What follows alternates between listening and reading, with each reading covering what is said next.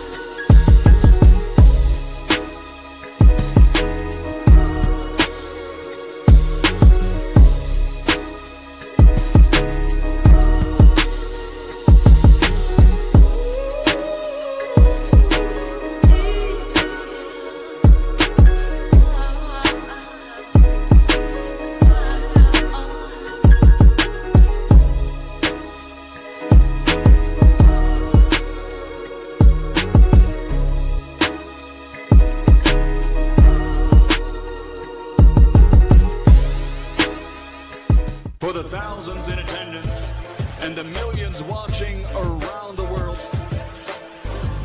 ladies and gentlemen, let's get ready to rumble!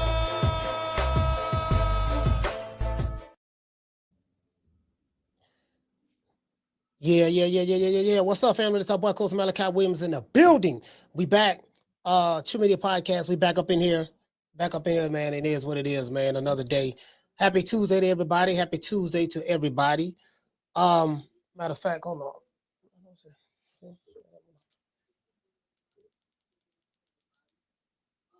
I want to make sure I sounded all right on the television, so we good.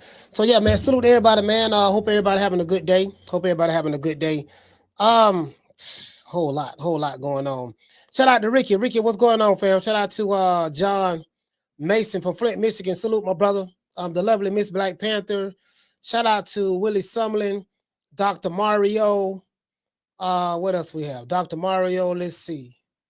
Shout out to John. Highlight Space, salute to you, fam. Let's see. Shout out to Gabby Moore, Drumming for Life.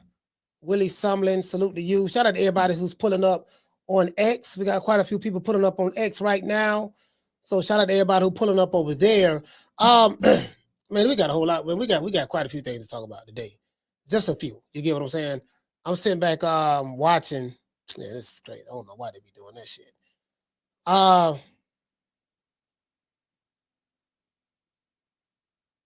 Okay. All right, now I'm sitting back checking out a video that somebody just sent me. So I'm sitting there like, okay, cool. I see what that is. But yeah, shout out to everybody, man. Y'all know what it is. Once we get to 100, I give everybody a round of applause. We're not there yet. But yeah, man, shout out to Miss Black Panther, John Doe in the building, Dr. Mario, round one. Shout out to the Hangout Spot, the lovely Miss Connie, Jamel. Man, it's a whole lot going on, bro. You know what I'm looking at this morning? I've been looking at that Diddy. I've been looking at that Diddy trial, and I'm like, man, I'm waiting to hear what the defense has to say, because in all of these trials, it's the state, or in this case, the government. The burden of proof is on the state if it's local. If it's like in your city, the burden of proof is on the state. If it's a federal charge, then the burden of proof is on the government. And I think that's the same courtroom, if I'm not mistaken, John Gotti got convicted in. Just the New York, the 7th district, which is New York. I think they got John Gotti. I think that's the same district that got R. Kelly, if I'm not mistaken. They got R. Kelly. I'm like, R. Kelly, how much time R. Kelly got? Let's pull up R. Kelly right quick. Shit, how much time R. Kelly got? Damn. Let's go to Google. Shit, I want to find out. What's R. Kelly release date? Do he have life, or he got like 30 years? What do he got?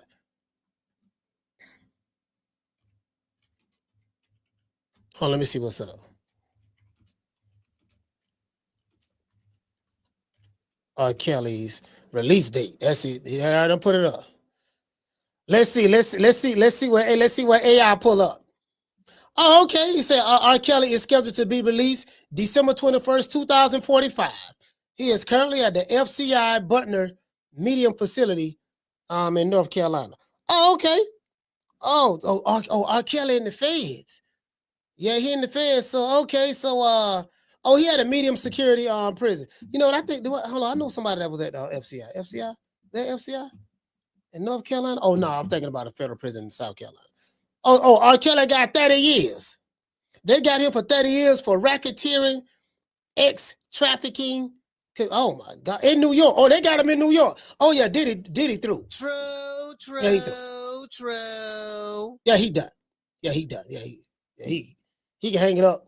Now I heard he got a bunch of lawyers. I heard he got like 7 lawyers. I've been looking at the kid. I've been looking at everybody. I've been looking directly at the the mainstream media. I've been looking at Ticket TV because I like the way Ticket TV be breaking stuff down. I'm watching MREC.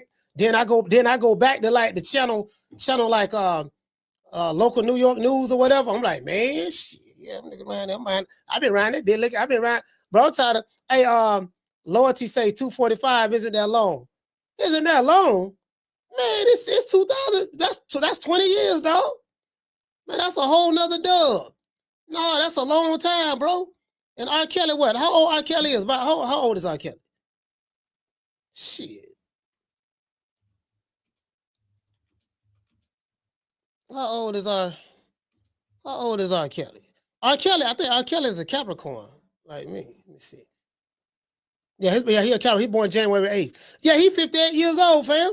You talking about 20 years? Man, shit, he can't, man. Hey, man, that nigga gonna be 78. That nigga gonna be 78, fam.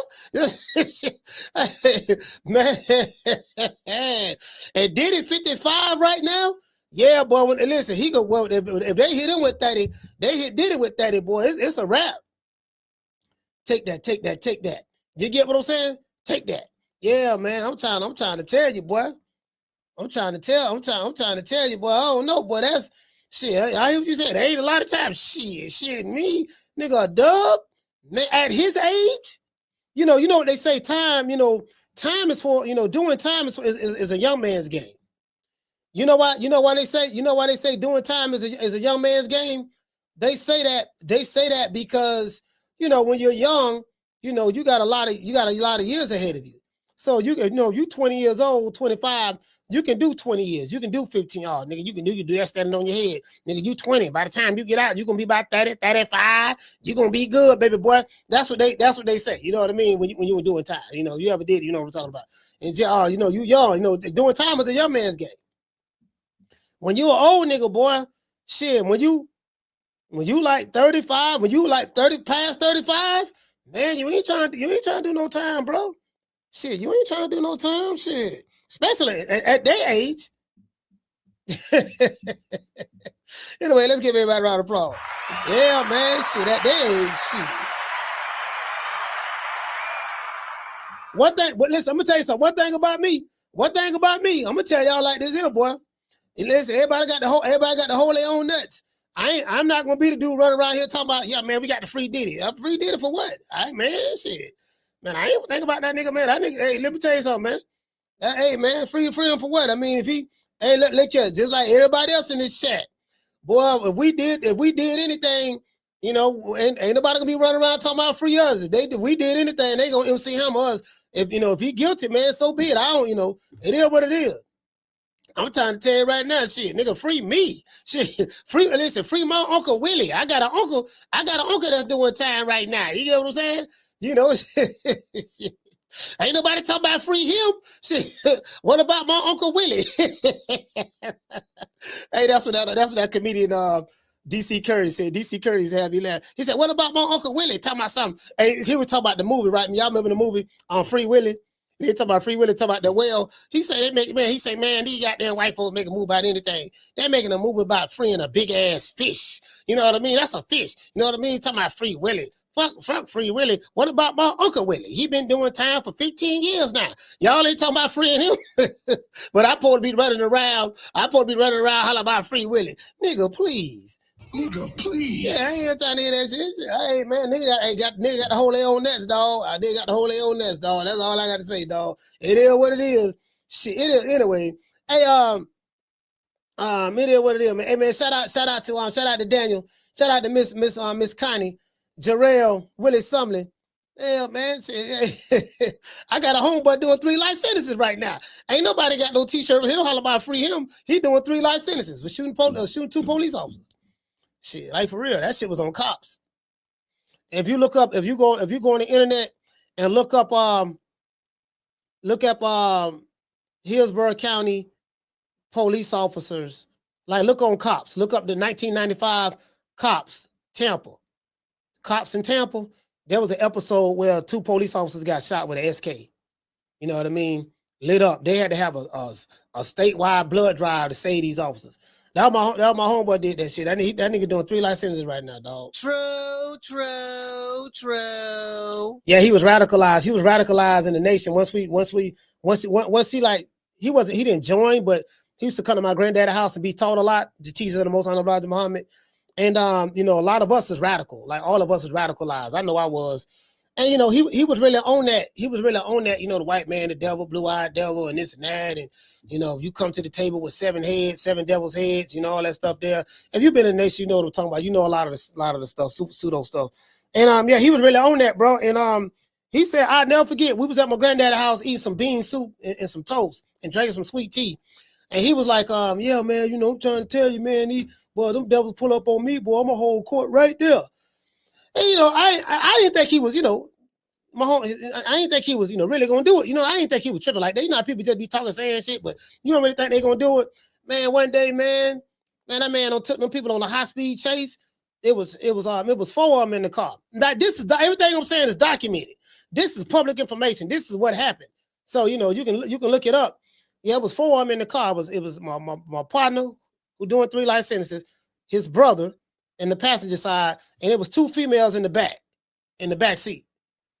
And man, I don't know. I'm still trying to figure out why he took them. Like, I'm trying to think, why did he shoot him though? Yeah, he got pulled. No, you know what? He got pulled. They got pulled, right? And he had guns and dope in the car. And he was like, man, I ain't going to jail. So he got out and started dumping. They had vests on. The only thing he said was their vest. They had vests on and everything. He got out, started dumping. And then he jumped. I think he was on powder. He was throwing powder. Then he was radicalized and went to holler. You know what I mean? That nigga was crazy. True. That nigga was crazy, man. Like he was on that shit for real. Like, you know what I mean? And then after he shot him, he took him on a high speed. He drove off real fast. And then what he did was he stopped the car and let his brother out. He let his brother and the girls out. He told them, he said, y'all go, y'all get out. He let them get out of the car. And then he kept hitting it. And then they ran down on him at his mom, but not at his mom's house, but he was hiding under a house. And in the hood, and his mom was the one that negotiated him to be arrested safely. His mom and the attorney. They were gonna smoke him. They were gonna smoke him. They were gonna smoke him. If they'd have caught him, it wouldn't have died in my mind. They'd have caught him, boy. I'd have been at his funeral. True. Yeah, that nigga did that shit. he did it. That shit on the news and everything, bro. Had the whole hood was hot for about 2 weeks. Couldn't nobody go outside to sell no dope. Like, damn, nigga can't even get out there and serve, bro. Like, boy, they wasn't playing. They wasn't playing that over the past couple of weeks. Anyways. Let's get into the show. Now, hey, shout out to my sister Foodie. Foodie, what's going on, sis? Jermall Charlo says that Caleb Plant owes him a favor for slapping him. In a recent interview, Jermall Charlo confessed that he was dead wrong for disrespecting Caleb Plant. That disrespect led to Caleb Plant famously slapping the taste out of his mouth on July the 27th at the Spence Crawford weigh-ins. You guys know that Crawford and Spence fought July 29th, 2023. So that's been almost 2 more months to be 3 years. 2 more months to be 2 years. My bad, to be 2 years. You get what I'm saying? So that'll be that was at that fight. That was at the weigh-ins. After the 2 years had went by and stuff like that, Bib Charlo finally admitted. He said that he wanted to get his lick back. He said that he was wrong, and he said something of the sort that, yeah, man, if it was me, if it was me that happened to, I would have did the same thing. You get what I'm saying? So, Charlo said that he's still in his prime, and he said that he's back because you guys know he got a fight coming up with Sugar Pops or Frosted Flakes or what it is, Rice Krispies or Cheerios or Fruit Loops, or Sugar Smacks, whatever. Whoever he fight somebody named after some cereal. True. But now he said he's back. He says that he's healthy and he's ready to go. He said he's healthy. He's ready to go. It kind of looked like it. You get what I'm saying? Jermall says that he took 3 years off and he misses boxing. So I see what he's saying. Even though he did fight, I think he did like 2 years and he was out of the ring for like 2 years, still had the belt. You get what I'm saying? Still had the WBC belt. They wouldn't even strip this dude. Then he came out kind of like it was semi-retirement. He fought Jose Benavidez. Then he went back in retirement again. True. So he's saying after 3 years, he misses boxing. Charlo says that, you know what I mean, that he can beat Cork Flake. I think they do name Cork Flake Lamana. Cork Flake Lamana. He said I can beat that dude with one hand. So he's admitting that he's fighting a cherry pig. But this bum is taking the easy matches, fighting other bums. He's admitting that he's admitting that he's fighting a tomato can. He's admitting that. And then, hey, look here. He probably told the Al, what's going on, Al? Hey, look here, man. I know I owe you another fight. Check it out, though. I got a bowl of cornflakes for you that you can fight. Oh no, Al, I'm good, man. I don't need no cornflakes, man. I ate some cereal. I ate some cereal yesterday. You know what I mean? I'm good. I don't want no cornflakes right now. No, I ain't trying to feed you no cornflakes, but I'm trying to feed you some cornflakes. You get what I'm saying? What you mean? What you mean? You're not trying to feed me no cornflakes, but you're trying to feed me a cornflake. What does that mean by that? What I'm saying here, I got this dude. His name Cornflake. And I want you to fight him. I want to feed him to you so you can beat him and get you some money. True. Yeah. Pretty much. You know what I mean? I got a bowl of cornflakes. I got a bowl of cornflakes for you, baby boy. Just go ahead and take care of these cornflakes. And then after you do that there, come back and holler at me on the rebound. I'm going to go ahead and make that Caleb Plant fight set up for you, so you can get some get back. You get what I'm saying? Been about 2 years since he slapped shit at you. So been about 2 years. So what I'm gonna do, baby boy, I'm gonna just come on back. After you take care of them cornflakes, come back and holler at me on the rebound. You dig? To this day. You get what I'm saying? So that's what he got going on. That's what Jermall Charlo got going on. You get what I'm saying? He said he want the world to know that he's back. End quote. Now, according to Jermall Charlo, he and Caleb Plant spoke about fighting each other after their scheduled bouts, right? Charlo said, and I quote, we're going to get this money. We're going to make it happen. I need my fade. I need my fade for him slapping me. He said he got to run his fade. Caleb know what I mean. And I would have done it too. I would have done what he did too. That's what he said. So he said he would have did what Caleb Plant did by slapping him. I would have did it too, dog. I did hear that Jermall Charlo was playing in the man's face, pulling on his beard in front of the man's wife. So at some point in time, they say, Caleb Plant was like, look, man, chill out, man, stop tripping, man. And his wife right there, and then you pulling on my beard and talking trash to me in front of my wife, putting me on the spot, embarrassing me. So, so Caleb Plant kind of like had let it go, and Jermall Charlo was just walking, and his wife was probably telling him, God damn, baby, I can't believe that. You let that nigga, man, I can't believe that, baby. You let that nigga go ahead and play in your face like that and disrespect you in front of me like that. That disrespected me. Like, goddamn, he tried you like old punk ass white boy. Like he just one of these black dudes that can walk up to a white dude and punk him, and you just humble yourself down like Robin Slick or Color Me Bad or Justin Timberlake or something like that. Or Vanilla Ice. You better go get back. Go slap that nigga. Listen, I'm giving you because I think his wife is mulatto. She mixed, she biracial, she a mulatto. So yeah, I'm giving you permission on my black side to go call him a nigga. Go over there and say, look here, go over there and slap him. Go over there and slap him and say, nigga, come get some. You know what I mean? And then call him a boy. True. Caleb Plant said, you know what, baby, you right about that, baby. He did kind of punk me, huh? Yeah, baby, go get some get back. So Caleb Plant walked up to him. He had like 4 dudes. He had like 4 security guards with him. I heard they're from Houston. I don't know how true that is. I heard they're from Houston. He had about 4 security guards with him. They say, Caleb Plant walked up there solo dolo by himself. Pop, he pulled the Tarzan. You know how they show Tarzan in the old Tarzan movies? In the old Tarzan movies, they got this one white dude a white woman and a boy, and their son name. The son name is Boy. Y'all go look at the old. If you go look at the old Tarzan TV show that's come on when they had who that was that played Tarzan. I think Johnny Weissmuller. Johnny Weissmuller played Tarzan. Listen. This back when they were racist in the motherfucker. This back when they had segregation. They were coming out with minstrel shows, and they had all that. You know what I mean? It was crazy. I mean, this is Jim Crow. I think this is Jim Crow era right here. This is Jim Crow era. Man, this dude come in there, motherfucker, man. Man, he jumped down out of the tree somewhere. He talking about some Ungawa. All the black dudes' eyes, they bucking their eyeballs, they terrified. But there's some racist shit right here. There's some white supremacy for your ass. Anyways, I'm sitting back. My dumb ass, I'm little, right? I'm young. I didn't understand what they were putting in my face, right? I'm rooting for Tarzan. Yeah, tighten up, Tarzan. Go ahead, Tarzan. My dumb ass. I'm like 5 years old. I'm rooting for Tarzan. Tarzan don't came down. He don't came down. The lion scared of him. He whooping elephants' ass. He wrestling alligators. Doggone all of the Africans on the continent. They scared of him. The black mosquitoes. They scared to bite them. Tigers looking at him, turning the other way. He jumping in the river with piranhas. The piranhas don't want to bite him. I'm like, what kind of shit this is? That, then when I got older and I joined the nation,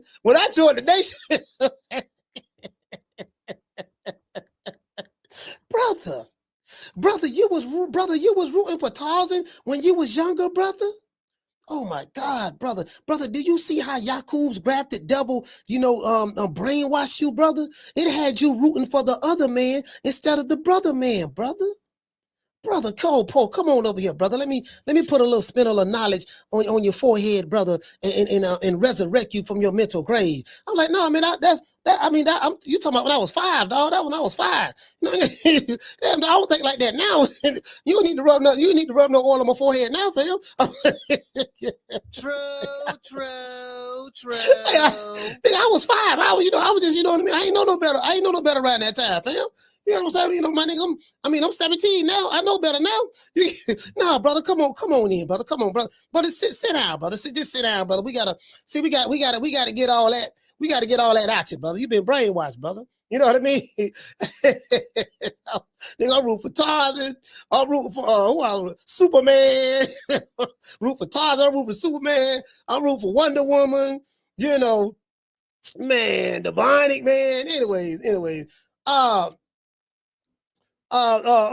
Oh, yeah. So Charlo said in that quote, he said, we're going to get this money. He said, we're going to make it happen. I need my favor. Him slapping me. Caleb know what I mean. I would have did the same thing to him too. But at the end of the day, you can't run from this. This is what he said, right? We're going to make the fight. All respect is due, end quote. The fight is past due, in my opinion. Now, this is what I think. I think they should have had that fight as soon as Caleb Plant slapped Jermall Charlo. That was July 27th, 2023. They should have had a fight set up for Jermall Charlo and Caleb Plant later on that year. Let's see, June, July, August, September. They should have had something set up for September, October. Why it was fresh. You get what I'm saying? Now you don't let 2 years go by. It's kind of like, but no, I ain't gonna lie. People still want that fade. I ain't gonna lie. People still want that. People still want that. They still want to see it. But you get what I'm saying though? Like, it could have been. Oh, my dog gonna irritate. It could have been. It could have been. They should have did that. I think they should have did that, man. Probably. Like you would have had to do it. Like you slapped them in July. They supposed to have been in the ring by like October, November. Yeah, dog, you know what I mean? The slap heard around the world. And that fight would have been real easy to promote. It's gonna be easy to promote right now. You know what I mean? Like especially somebody like me talking about it. Cause I'm damn sure gonna hype it up. True. Yeah, I'm gonna hype it up, boy. Yeah, the slap heard around the world. You know what I mean? We'd have went on all the race hustling channels. Shit, I'd have went to Roly Poly Martin. I'd have went to just all of the race hustling channels, right? The Boule, all of the black Boule, all of the black boule race hustlers. I went to Al Sharpton. Al, you know what I mean? Do you see this is a direct? I can hear Al Sharpton now. I can see here Al Sharpton now being invited on CNN. This is a direct, insult to the black race. I would never thought in 2020 something here in America, that a black man would get slapped in the face, by a white man, just like they used to slap us in the face back in the Jim Crow South. And the fact that our people are so forgiving, and that our brother Jermall Charlo, he did nothing wrong. He was just a peaceful man, and the vicious assault that came, we need and get motherfucking Al Sharpton, get Al Sharpton, go ahead and talk to him, Al, talk to him. Get Al Sharpton, man, shit, that motherfucker don't slap you. Nah, even though Jermall Charlo say he deserved it, but I'm like, damn, dog, it's the principle, dog. It ain't the fact that you deserved it, it's the principle. You get what I'm saying? Anyways, it is what it is, man. So we'll see exactly how that come out. I as I said before, I think that fight would have been bigger had the fight happened later on that year. You slapped them in July. They supposed to have been fighting by August. No training camp. Okay, what time it is? Okay, the nigga slapped me July 27th. Al, I need you to announce this fight. Yeah, what's up, man? Hey, listen, tell Cater Plant, he owed me a fade. We need to be in the ring. By the end of August. Man, you do know that it's July 27th. That's 1 month. Yeah, we don't need no training camp. We going straight to the fight. True. No training camp. No training camp, no nothing. No training camp, no nothing. He slapped you July 27, August 27. Y'all supposed to be in the ring fight.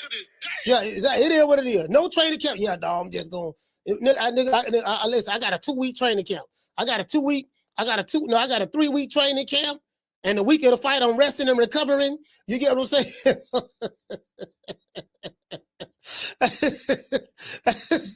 They got a 3-week training camp. I'm like, man, anyway.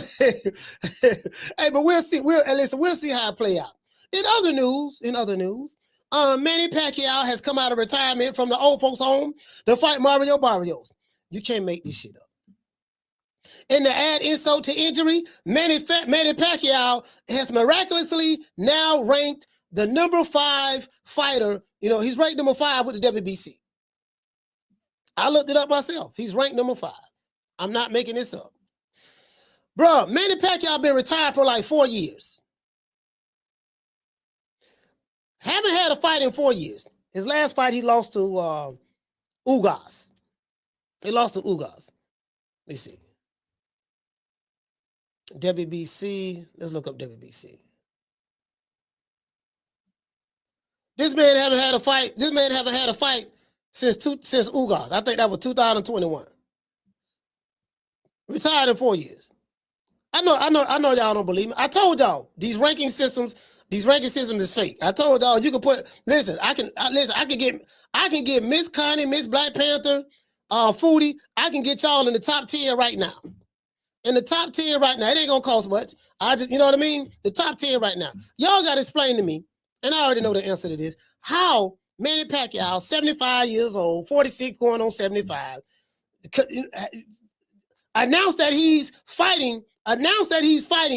Well, it hasn't been officially announced yet, but it's pretty much done. He's waiting on the elections to be over in the Philippines. So he just come out of nowhere, right? He just come out of nowhere and say, yeah, man, I'm going to fight. I'm going to fight. I want to fight, again, and this and that. He just come out of nowhere, right? He come out of nowhere, and all of a sudden, goddamn it, he get a ranking. Make it make sense. Bro, you can't make this up. The man ranked already. Hold on.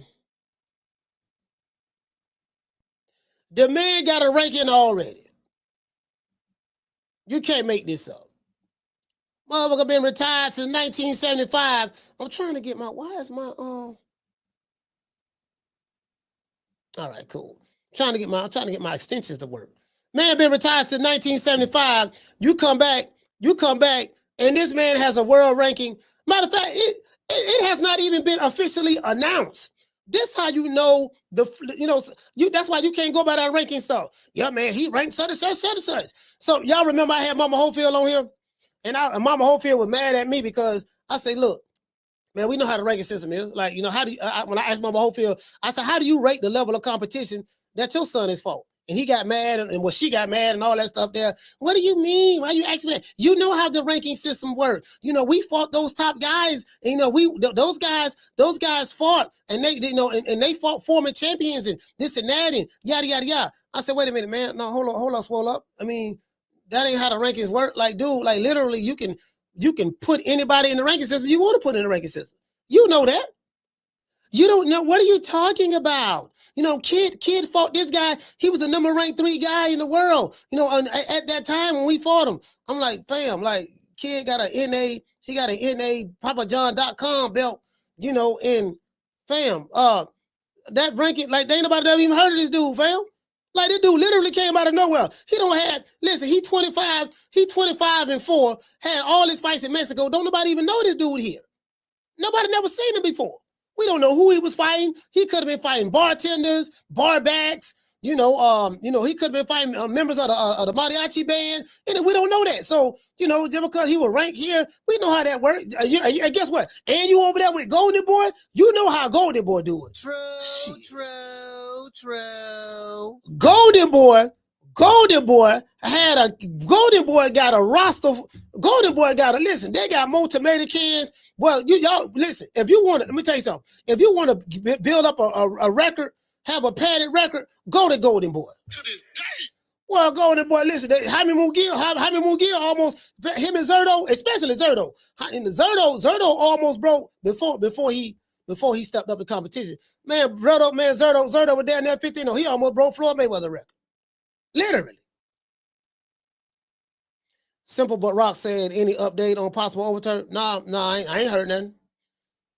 Only thing I can tell you, family, to Google it. I haven't heard anything. Yeah, but you get what I'm saying? Like, yeah, man, like all them goddamn tomato cans over there, they be paying a nigga record. Hollering about, yeah, man, I beat a dude. He was ranked number 9 with the WBC. What the fuck that mean? He was ranked number 9 with the WBC. Man, come on, fam. It is what it is, man. Anyways. Yeah, man. So Manny Pacquiao came back. The living legend. He gonna be the dead legend when Mario Barrios get through with him. True. And then this fight only ends 1 or 2 ways. The fight ends 1 or 3 ways. Knockout, meaning Manny Pacquiao will get knocked out. The referee stop the fight, or the corner throw the towel in. Those are the only 3 options. To this day. That's it. Manny has been retired for almost 4 years. Well, he's been retired 4 years. You get what I'm saying? He did an exhibition not too long ago, and he looked terrible in that exhibition. Somebody at the PBC loves Mario Barrios to death. Instead of Mauricio Suleiman mandating Mario Barrios to fight a top-tier fighter, he's allowing Mario Barrios to fight 75-year-old Manny Pacquiao. To this day. You can't make this up. But this ball is taking the easy matches. Fight another ball. Manny Pacquiao must be broke. Now, I don't feel sorry for Manny Pacquiao. He made a lot of money. He made a lot of money with Top Rank. Then he left Top Rank, went over there to PBC, hooked up with Uncle Al. He hooked up with Uncle Al. Sources say he's still waiting on back-end money. And Al say, hey, look at me, boy, I ain't got no back-end money for you. I know what I told you. I had invested your money in some junk bonds. I invested your money in some junk bonds, and kind of like same thing I do with everybody else at PBC. But I invested your money in some junk bonds, dog. Because of the tariffs that Trump put down on China and stuff like that. It kind of messed the stock market up. So the money gone, but I listen. I'm gonna make it up. I'm gonna make it up to you. The tariffs was off now, but I'm gonna make it up to you. I got to fight with Mario Barrios. You got an opportunity to be a champion. So remember that money I owed you? Yeah, don't worry about it. Look here, I'm gonna get you a fight. And guess what? You can get the money that I owe you by fighting Mario Barrios. True.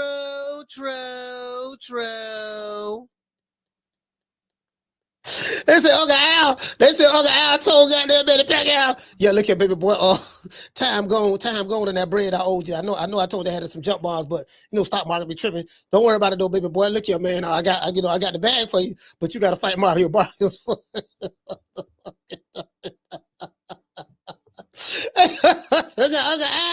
Uncle Al, like, look here, baby boy. I got you over here now. What you gonna do? You gonna barbecue? You gonna barbecue a meal? Do you get what I'm saying? You gonna barbecue a meal? Do what you gonna do, baby boy? You get what I'm saying? I got big bad Mario Barrios over here. Mario Barrios ain't fighting nobody, dog. Man, they got the belt hostage. Nigga, Al, listen, I ain't mad at Al at all. Hey, listen, Al Heyman them got they got the belt hostage over there.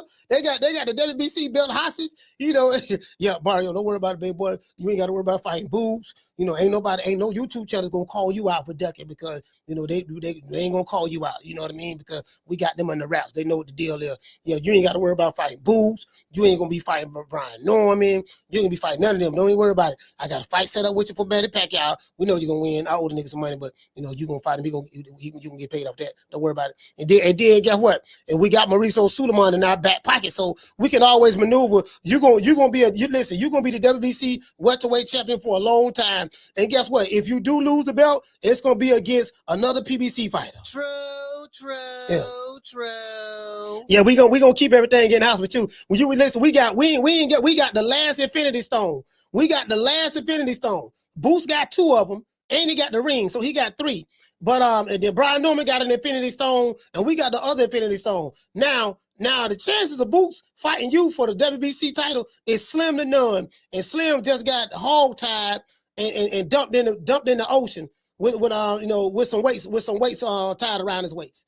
So that's always so that nigga might move 154 because he ain't gonna get no fight with you. You can believe that. So yeah, don't even worry about it. We got Manny Pacquiao for you, baby boy. And I'm talking to Florida. I'm trying to get Florida to come out of retirement. After you beat Manny Pacquiao, I'm trying to get Florida to come out of retirement too. Because I owe him some back end money that I lost investing in the stock market as well. True. It's already scripted. The Manny Pacquiao, 75 years old. Then Floyd coming right after him. He 82 years old. I'm talking about in boxing years. Anyways, Manny Pacquiao must be broke.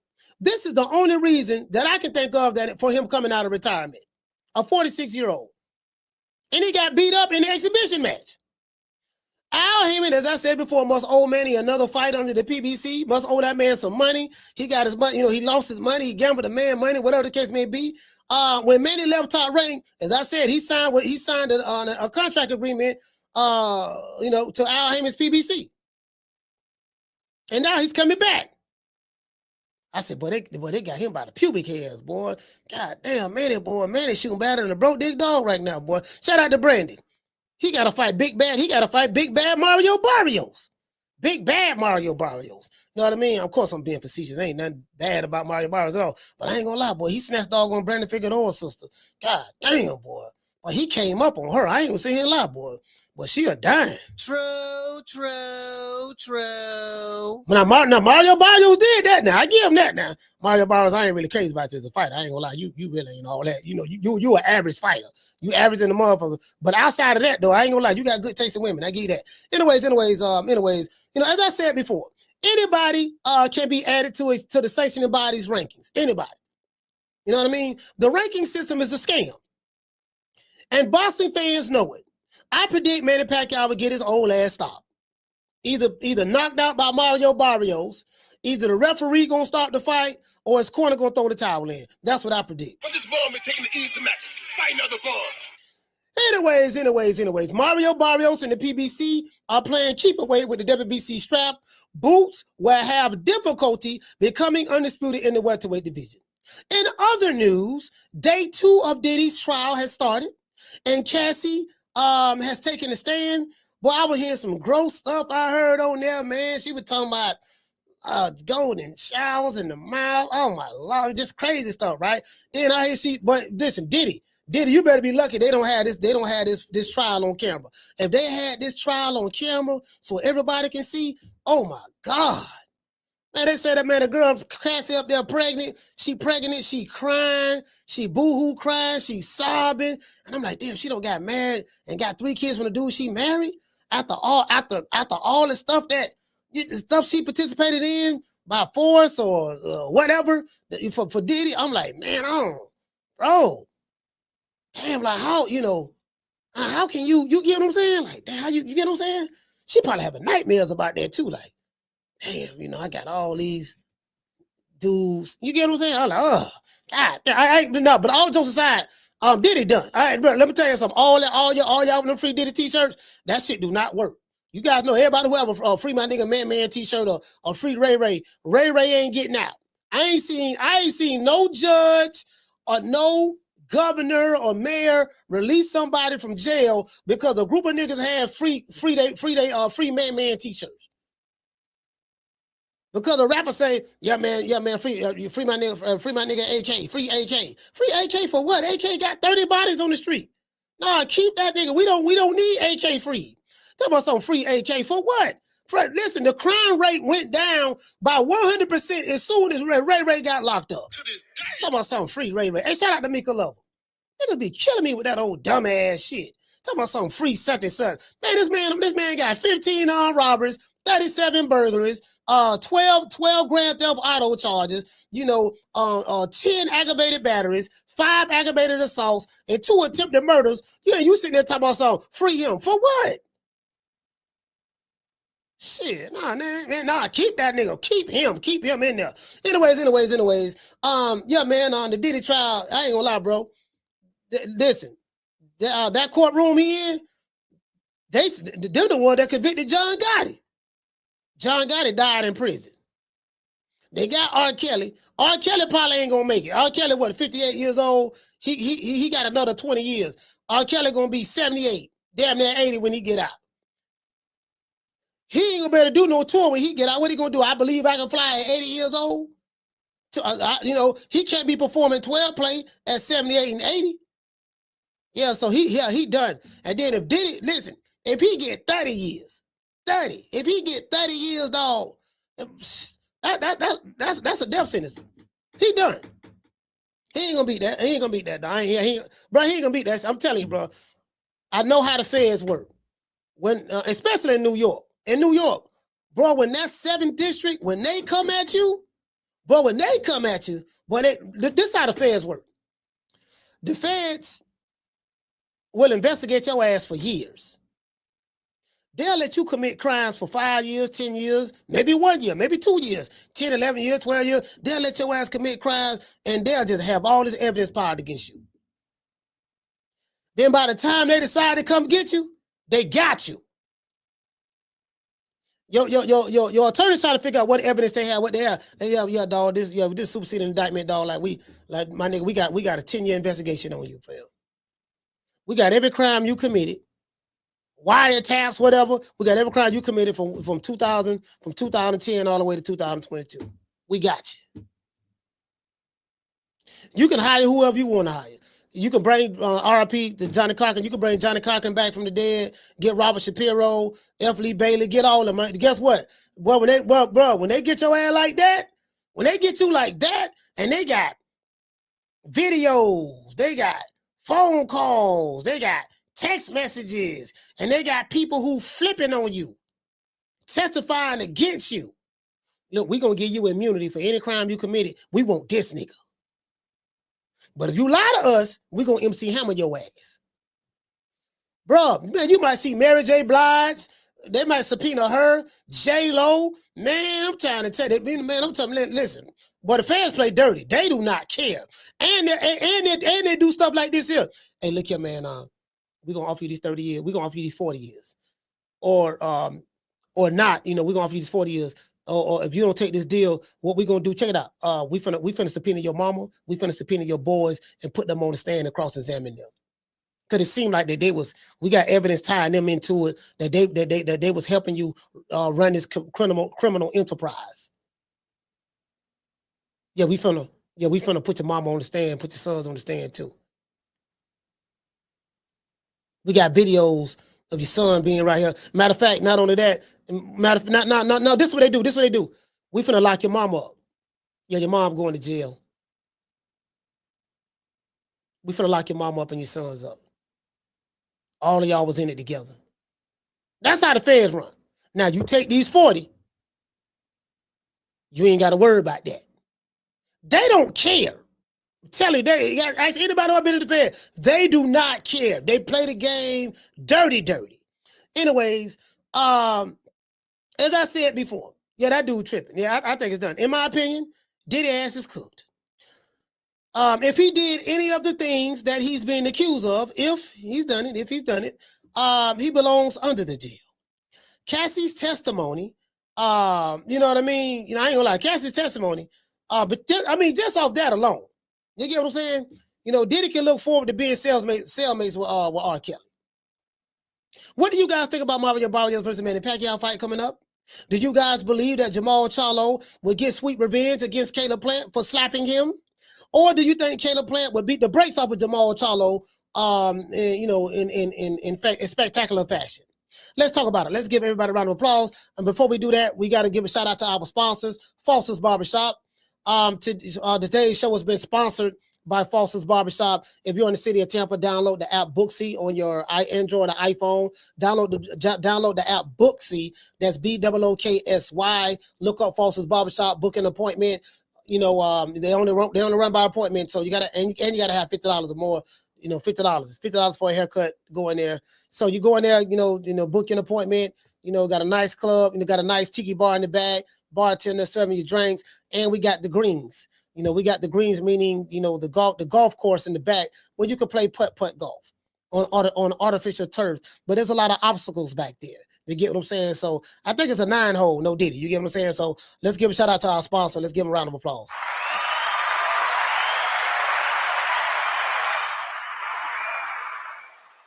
Yeah, man, it is what it is, man. Before we get into the show, we got to say all praises due to the Most High, the Most Exalted. The man who done brought Manny Pacquiao out of retirement because he still owing money. because he's still owing money, Mr. Al Heyman. Well, you know, I guess I gotta be like everybody else and saying Al Heyman. I can quit my job now, baby. 6 figures, baby. You feel me? But a name. Do you have a name? Oh, nah, I ain't got no name, you know. Name them names, man. They know who they is. Name them names, please. The names need to be named. They know who they is. The Mexican monster. Yeah, they said listen, they said it's shaking like booty meat over there with that boy Manny Pacquiao, man. So I'm gonna tell y'all something too, right? A lot of times we look at these athletes, like these fighters and boxers and stuff like that. These dudes are warriors and they'll beat your ass and all that stuff there. Who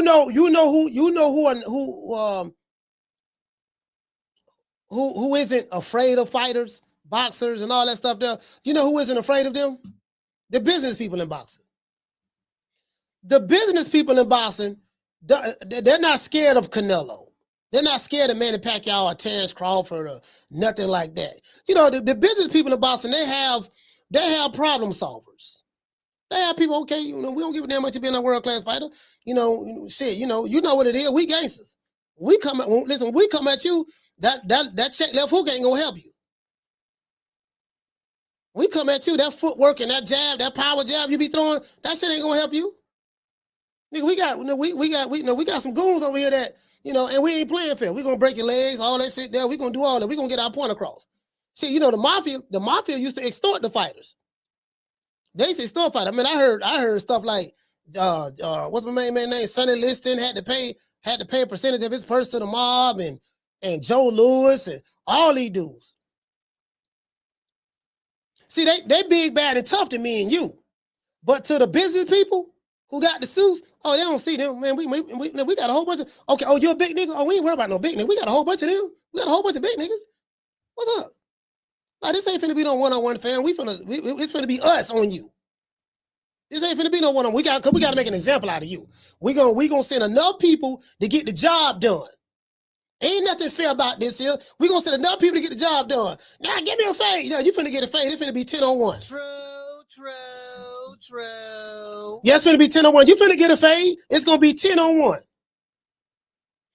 Hey, check this out. True story. When I was in the Nation, right? I ain't gonna lie to you. In the Nation, if you fuck with one NOI, you gotta fuck with all of us. That's how that shit roll.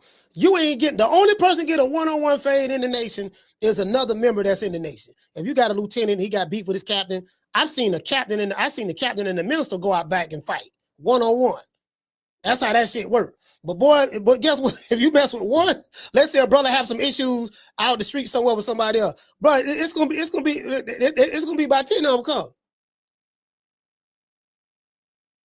Literally. Because, example has to be made. Now we finna pack him out. What a brother at? Oh, that's a brother right there.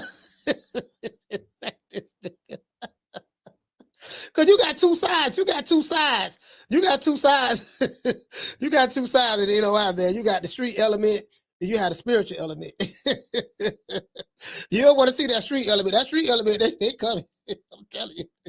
They gonna be on your ass, boy. I'm trying to tell you, boy. I'm talking about add this whatever. It's gonna be whatever. Well, listen, okay, you got switches, or we got switches too. Nigga, I got the yapper with the switch. What you think they just got?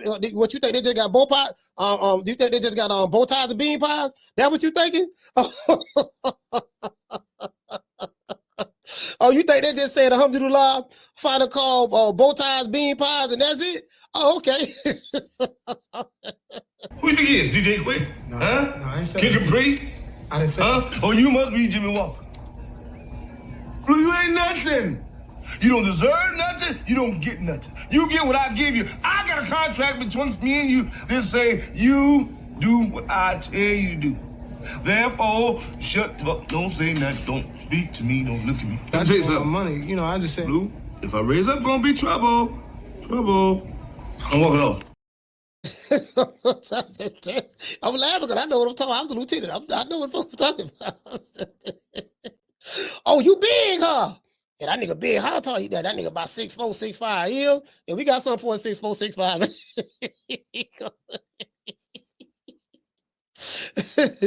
Okay, we finna find out. We finna find out how tough he is right now. We finna find out how tough he is, right, motherfucker. We finna find out. Anyway, man, shout out to shout out to the Prince of Pan-Africanism, man, Dr. Umar Johnson. See your eyes shining, she's my soul bunny, please. In the with the lights, so she's my sweet Dr. Queen. Talk to my nose, this lover's got is so raw. Make you move, stepping out of control. Turn it up, it's me against the light. Snow bunny, Moving on the bar, everything's alright. Got that smooth soul feel. no, that's Dancing in the light, with my snow, turn it up. We're party about the night. see your eyes shining, she's my soul bunny, please. In the with the lights, so she's my sweet Dr. Queen. Talk to my nose, this lover's got is so raw. Make you move, stepping out of control. Turn it up, it's me against the light. Snow bunny, Moving on the bar, everything's alright. Got that smooth soul feel. no, that's Dancing in the light, with my snow, turn it up. We're party about the night. see your eyes. Nigga, sir, I can promise you, sir, your size will not be able to help you in this equation. When them bumblebees get that, when them bumblebees get that order, your size will not help you. I can promise you that. I don't give a damn. Nigga, I don't give a damn. You the heavyweight champion of the world.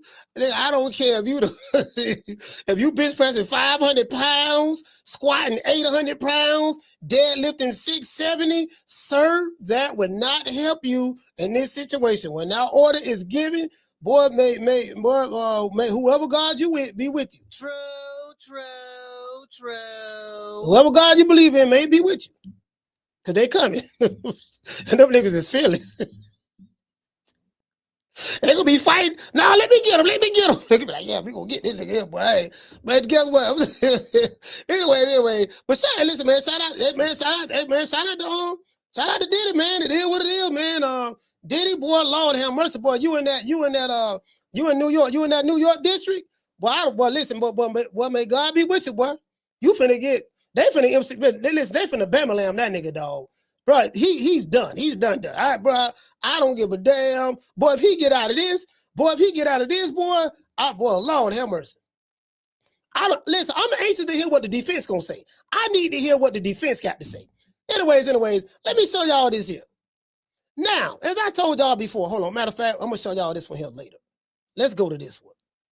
Shout out to everybody, man. Shout out to everybody on the other chat. Shout out to NPR. Shout out to Ruben Allen, Hood Rich, Dog Man, Rude Exposure, Highlight Space, Mika Love 'em, salute. Shout out to Bishop Bullwinkle, salute to you, brother. Let's go over here. I want y'all to see what Jermall Charlo. You know what? Jermall seemed like he kind of back though. All jokes aside, he didn't really seem like he was inebriated right here. We never won. I don't know him. You know what I'm saying? I don't know. I take that back. End of the day, you can't run from this. So, we're gonna fight. Respect all. One thing that can't get past is a jab. This Lamana not gonna get past my jab. I might beat him with just one hand. I was just telling my trainer that earlier. I could beat him with one hand. I want to show the world. I want to give y'all some rounds. I want to show y'all I'm back. I want to get in there and dig it out. I remember a couple of years ago you challenged Dimitri Bivol to a fight. He's got one of his nice jabs. What do you think your jab rank in sport of boxing? My jab faster than his. I throw it a lot more. I'm a lot more accurate. His is more rope. Man, Dimitri Bivol would have beat your ass. Hey, look here, man. Let's be honest. Again, I like Jermall Charlo. I like my brother, but let's be real, man. Look, man, that man would have whooped your ass, bro. You ain't fought nobody on the level of Dimitri Bivol. Like when I look at Jermall Charlo resume, I'm be honest with you, dog. The man got a resume full of cans, dog. He ain't fought nobody, literally. I hate to say this, man, but it's the truth. Well, I don't did a resume check on him already. I'm telling you, this man ain't fought nobody. His best fight was J-Rock. And then he beat AK.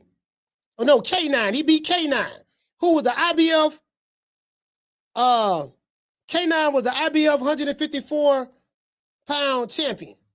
That's who he beat. K9 was 43 years old, and he's the same height I am, 5'6". So you fought a short nigga that's 43 years old to become the IBF champion when you won the belt from K9 at 154. Then you beat J-Rock. Then you fought J-Rock last. You know what I mean? You beat You beat J-Rock now.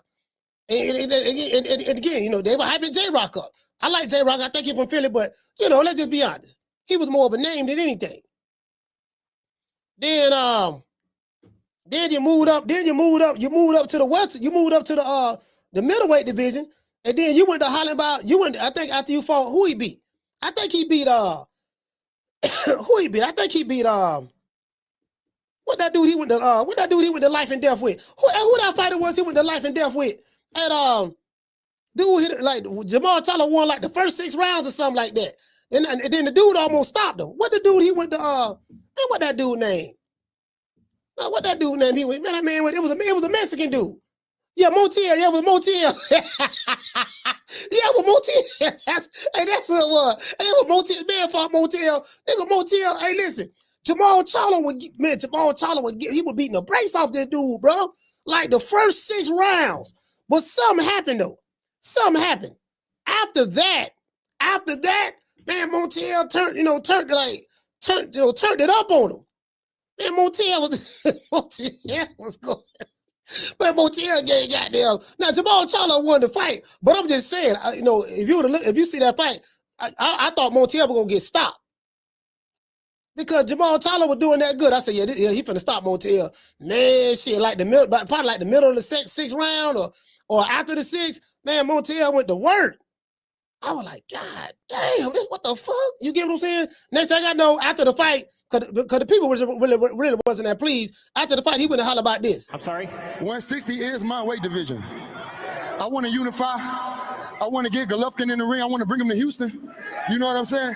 I want to get Canelo out here to Houston. If they really to come down to 160, this is my weight division. Man ain't unified yet. Anyway, let's go. Nobody jab. My jab coming from everywhere, but it's there. You know what I'm saying? I just feel like, I know I got one of the best jabs. That's all they look at, though.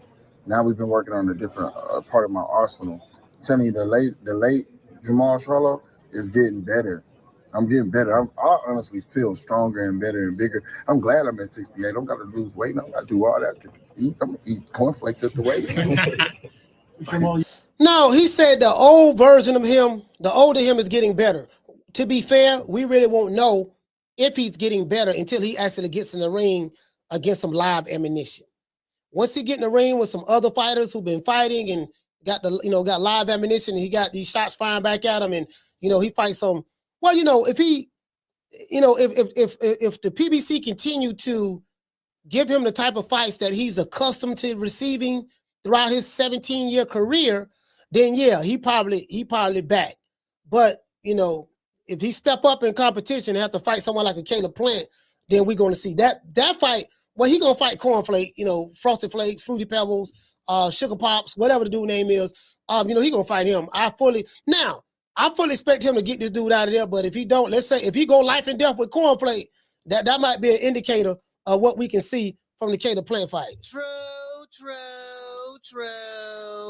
Cause I think in the back of my mind, Caleb Plant got it. See, Caleb Plant got a chip on his shoulder, and he wants to. You know what I mean? Caleb Plant got that chip on his shoulder. You get what I'm saying? So he kind of he wants to prove that I gotta whoop this dude. Cause he can't go back home to to his wife. Look, baby, look. Now Jermall Charlo under some pressure. And I'm gonna tell you why. Jermall Charlo under some pressure. Jermall got slapped in front of the world.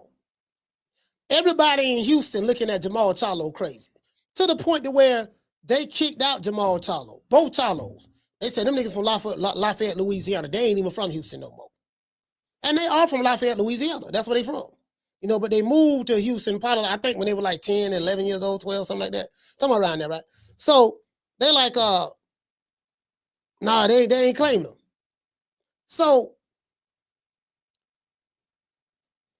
he got if he can get, when he get by Cornflake, he's going to have to fight Caleb Plant. He's going to have that chip on his shoulder. He has to have a chip on his shoulder. No, I got to whoop this motherfucker, dog.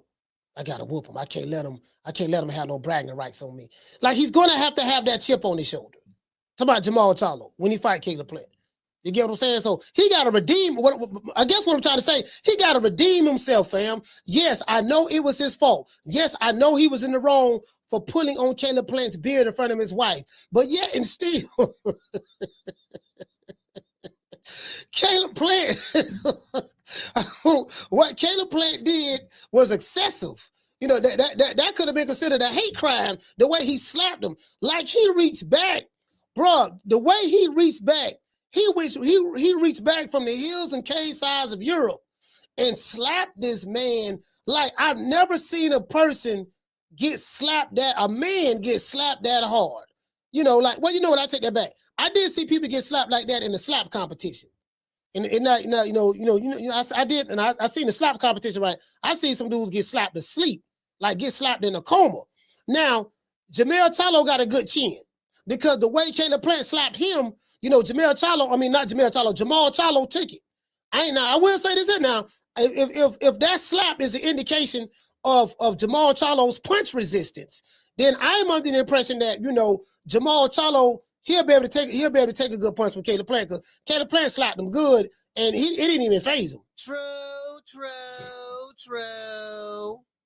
It ain't phase him. So anyway, so we gonna see how that work out.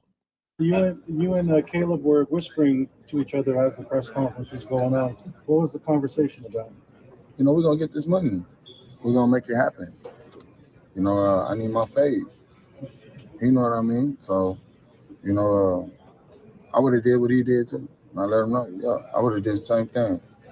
But at the end of the day, you can't run from this. So, we're gonna fight. Respect, all respect is due. You know what I'm saying? He said the same thing. I respect you too, bro. Like, what I mean? We're going to get it in. Like, it is what it is. We don't got to talk about it. We don't got to do it like how a Lamana. He don't got nothing. You know what I'm saying? I don't know him. You know what I'm saying? He ain't going to, we don't got to run off at the mouth. We're going to fight each other, shake each other's hands after like we do in the hood. Is that going to be this year, the fight? You already have, is there a date in mind? I told him let's do it this year. Let's do it for the year. Let's get the fans what they want to see before the year. I think that's only right. Mm-hmm. I'm active. I'm ready. You active? You ready? You getting your fight? I'm getting mine. Let's get out. Let's go. Let's go next. When you evaluate Caleb Plant as a fighter, what do you feel is his best attribute and the thing you have to most overcome when you do fight him? Oh man, I let my trainers them handle all that. Sorry to like try to block your question or whatever, but man, I'm not here to try to analyze nobody and what he do as a fighter. Man, he's a good fighter. He's a champion. What do you feel? No, well, he ain't no champion no more. He been a champion. Neither one of y'all the champions. Now I tell you one thing: you need to analyze. You need to watch out for that left hook. We know he got a mean left hook. We know he got a mean left hook. We know that for a fact. We saw his left hook in display on July the 27th, 2023. So that's one thing that you definitely need to analyze. That's what I'm gonna say. If I'm Jermall Charlo trainer, what's my main man name? Really good trainer, man. I forgot the brother name. Man, I forgot the good brother name. He's been training a long time. Ronnie Shields. If I'm Ronnie Shields, the one thing we looking out for is that left hook. So we know he fast. This motherfucker quick now. He got a mean left hook. We saw how he slapped me. So we got to figure out a way. You got to figure out a way to take away that jab and that left hook. That's what you got to figure out. That you need to listen. That right there, you got to worry about that with Caleb Plant. The best attribute. Everything. Yeah. I do everything good. You know what I do good? I make mistakes. You're a learner. I make mistakes. I'm just human. Okay, all right. Anyway, so yeah, so you know, I just want to give y'all and you know what? I kind of like this. Because right here, you said they dapping it up. As the manager of Armando Rossendi's, Jesse Rodriguez, round of applause for his esteemed manager. This man has a record of 15 wins, 2 losses, 11 wins coming by way of knockout, treated here in Southern California. Okay, they dapping it. Manny Robles. He happens to be the damn. As the manager. Hey, look at that. You get what I'm saying? Hey, you know what? Hey, where Ali? Hey, Ali, I ain't even lie, dog. You know, maybe I'm looking too much into it. Ali, maybe I'm looking too much into it, man. But I ain't gonna lie, dog. I just can't. Fam, is it me? It just seemed like something ain't right about this here. Maybe it's a Tampa thing. I don't know, dog. But this man slapped the taste out your mouth, dog. The video went viral. People in China talking about it. People in Zamunda talking about it. People in Zimbabwe talking about it. People in Japan. People in Saudi Arabia. People in Germany. People in London. People talk about this all over the world, fam. I just can't. Hey, Mr. Somebody Can. I just can't be on stage dapping this dude up.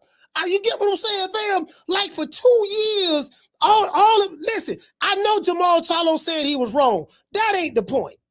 That ain't the point. I know Jermall Charlo said he was wrong, but it's the optics, fam. Bro, like the slap was obsessive. He slapped you, called you a boy, and told you to come get some, and you didn't do nothing. True. Man, listen, man, I'm getting phone calls from Houston. Dudes from Houston talking about, yeah, man, the nigga ain't right, coach. Yeah, I said, I call her, what's your name when you call her from? Yeah, coach, coach, man, this shotgun from Houston. Houston, what's up, man? What's going on? Yeah, dog, check this out, man. Shotgun, what's going on? Yeah, man, look here, man. Man, Jermall Charlo, he ain't from Houston, man. You know he from Lafayette, Louisiana, right? For real? Yeah, he from Lafayette, Louisiana, man. They ain't from Houston, man. H-Town, we don't get down like that. Well, listen, who you know from H-Town gonna get slapped by a white boy and he don't do nothing? Who you know gonna do that, man? Listen, man. We don't get out. That man ain't. I had dudes calling me, telling me this, fam. I said, but look, man, look, do you really consider Caleb Plant white? Because Caleb Plant, I think we've adopted him. Caleb Plant has now been adopted as a slick black fighter. So is he really white, or is it really just black on black at this point? Because if we've adopted Caleb Plant, if the black community has adopted Caleb Plant as one of us, then is it really a white guy slapping the taste out of a black dude's mouth, or is it just more like two brothers slapping each other? True. Hey, Brandon, you get what I'm saying? If we have adopted Caleb Plant as one of us, very similar to what we did to Robin Thicke, the lead singer of Color Me Bad, Justin Timberlake, Tom Jones, Bobby Caldwell, you know how we do it. Anything a white dude can do that's good, when he got a little soul to him, we take him in and adopt him. So what I'm trying to say is, do we, you get what I'm saying? I'm just asking. Hey, Tay say, no, he's not black. He said, but he definitely got ninjas tendencies. Hey, Tay 215 Philly. I'm just asking the question. I'm trying to figure, you know what I mean? I'm trying to figure it out. I'm trying to get the pulse of the people. Anyways, here you go. Manager Armando Rosendi's Jesse Rodriguez, round of applause for his esteemed manager. This man has a record of 15 wins, 2 losses, 11 wins coming by way of knockout. Treated here in Southern California with the aforementioned Manny. Hey, listen, I can't even front, dog. That shit don't look good. I can't front, dog. That shit don't look right. But I don't care what nobody say, dog. I'm just saying, to me, where I'm from, bro. Like, bro, I just don't, again, I don't want to throw anybody under the bus. I'm happy if it's good for him. I'm happy for him. If him and Caleb playing squash it, that's good. I'm happy for him. But I'm just saying, bro, like, anyways, here we go right here. Manny, I'm going to drop these 4 lines after I show this here. Manny Pacquiao. As you guys can see, this is the WBC ratings website. Mario Barrios is the welterweight champion. He got the belt hostage right now. He had the belt hostage right now. Mario Barrios ain't trying to fight no competition. And, we trying to keep the belt. He said he won the title 2023. They're trying to keep the belt on that side of the street. And Al Heyman, we got to thank Al Heyman now. We have to thank Al. Well, I guess I got to be like everybody else and thank Al Heyman. Al Heyman came up with a diabolical scheme to keep the belt on that side of the street, and he's doing a good job at it. As you can see, the WBO and IBF champ is Brian Norman Jr. and Jerron Boots Ennis, right? The WBC silver champion, title holder, he probably run around and say, I'm the WBC champ of France. He got the silver title. And then this guy right here, Samuel Molina from Spain, he got the international title. So Mauricio telling everybody, you're the champion, you're the WBC champion, this and that. So they have Devin Haney ranked number 1 with the WBC. Now, I know what y'all are thinking. How in the hell is Devin Haney ranked number 1 in the WBC and he in the welterweight division, and he hasn't even had a fight yet? Shout out to Brandon Sweet Like Candy. I know what you're thinking. How is Devin Haney ranked number 1 with the WBC, and he haven't even had a fight yet at welterweight? So it is what it is. I'm telling y'all. How this sanctioned body thing works. Conor Beard is ranked number 3. This dude from France, Sissoko, he has the WBC silver title. So they'll look at this dude as a champion over there. Manny Pacquiao, what is it? CBP? What is CBP? Let's go down and see what the CBP means. CBP, what does that acronym stand for? CBP. What the fuck is CBP? I don't know what normally they have it right here. What is y'all check this out? Hold on. Let's see what CBP means. I don't know what the hell that means. CBP for Manny Pacquiao, but that's okay. Let's go back up here. I want to see what the hell is CBP? Anybody know what CBP means? They got all this crazy shit on here. CBP. Yeah, I don't know what that is. Anyways, that's neither here nor there. But let's read this here. Disclaimer. Now, a lot of people go to these websites, the sanctioned body websites, and they don't read the disclaimer. Check the disclaimer out. Pursuant to WBC rules and regulations, the rules available at the WBC.com, any dissatisfaction regarding a boxer's rankings shall be addressed exclusively through the administrative appeal process described in the rules, including but not limited to Rule 6.10 point. It says such notice shall be directed in writing to the rating appeals committee, which is headed by Mauricio Suleiman. Mauricio Suleiman, his sons, his wife, his nephews, and his cousins, right? So that's the committee. It said that such notice shall be directed in writing to the Rating Appeals Committee at the WBC offices that are led by Mauricio Suleiman. True. Any appeal under the rules shall be brought to the attention of the WBC Grievances and Appeals Committee at the WBC executive offices in Mexico.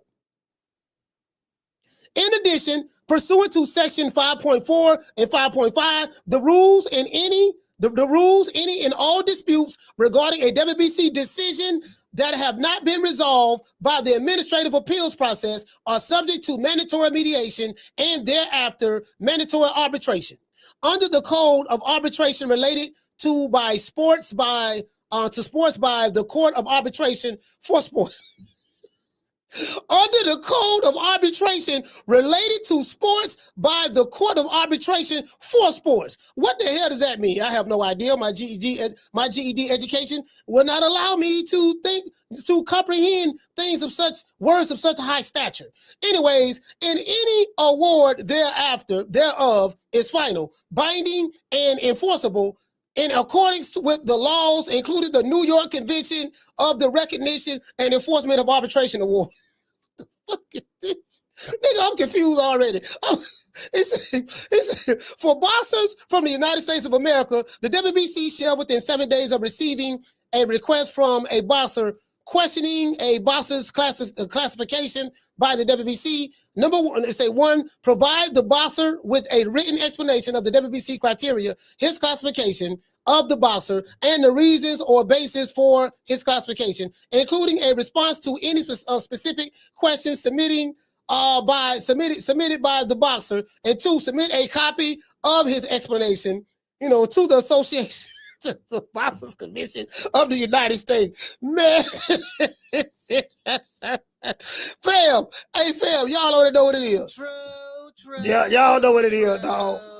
That's it right there. So that tells you how Manny Pacquiao is ranked number 5 and right now at 43 years old. Oh, hold on, let me show y'all. This here. I don't think I showed it to you. There go Manny Pacquiao right there. He ranked number 5. Devin Haney ranked number 1. Dude from France ranked number 2. Conor Benn ranked number 3. Kavalaskis, the Mean Machine, ranked number 4 from Lithuania. And Manny Pacquiao ranked number 5. You can't make this up. Let's drop these phone lines, man. You want to talk some shit? Call me. Start some shit, bitch. Sup, fool? You gonna talk shit about me, homie? Where you from? Hundreds of niggas is waiting for your motherfucking call, and they all talking shit about you right now. Call the coach at 530-494-9636. We waiting on your bitch ass. Yeah, man, you can't make this up. Hey, man, shout out to T. Hey, okay. Dropping that quarter over. Bam, dub on your boy. Hey, Leroy. Super chat received. Playtime's over, boy. Hey, what you say, T? T say, take that. Yeah. Down from the bar, there's a platform stage. People pimping, sharp as razor blades. I told y'all, fam. Now y'all see, bruh. It ain't nothing. So you can now I realize, okay, you can probably fill out a petition. Hey, Mauricio, check this out, baby boy. Yeah, what's up, man? Hey, look here, man. I'm trying to get one of my fighters in Nick's Act Promotions. I'm trying to get him in the top 10. Well, it's to the discretion of the WBC. You're gonna have to go through the appeals process. You're gonna have to go through the proper paperwork and proper channels, all that stuff there, right? Hey, Mauricio, check this out. Yes. Hey, look here. Did you get that yellow envelope? That I left at your office with the secretary? Yellow envelope? What a yellow envelope? The big yellow envelope. I think when you open it up, it's about 25 big smackaroos, Federal Reserve notes in there. Oh, that envelope. You have it there? Hold on, wait a minute. Because we can't. You got to go through the rules and proper procedures. You got to work yourself up through the rankings. You got to fight certain people in order to get in the top 10. We just don't put people there, put people in the top 10. But wait a minute, let me call my secretary.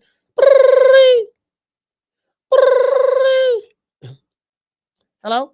Yes, Secretary. This is your boss, Mauricio Suleiman, the WBC. Did Coach Malachi, did Mr. Williams, did he leave a yellow envelope? Yes, he left a yellow envelope. Can you open it up and tell me what's inside? Yes, it looks like it's 50,000 Federal Reserve notes. Okay, thank you. I'll call you back later. Yes, as I was saying, Malachi, who is the fighter that you're trying to get in the top 10 again? True.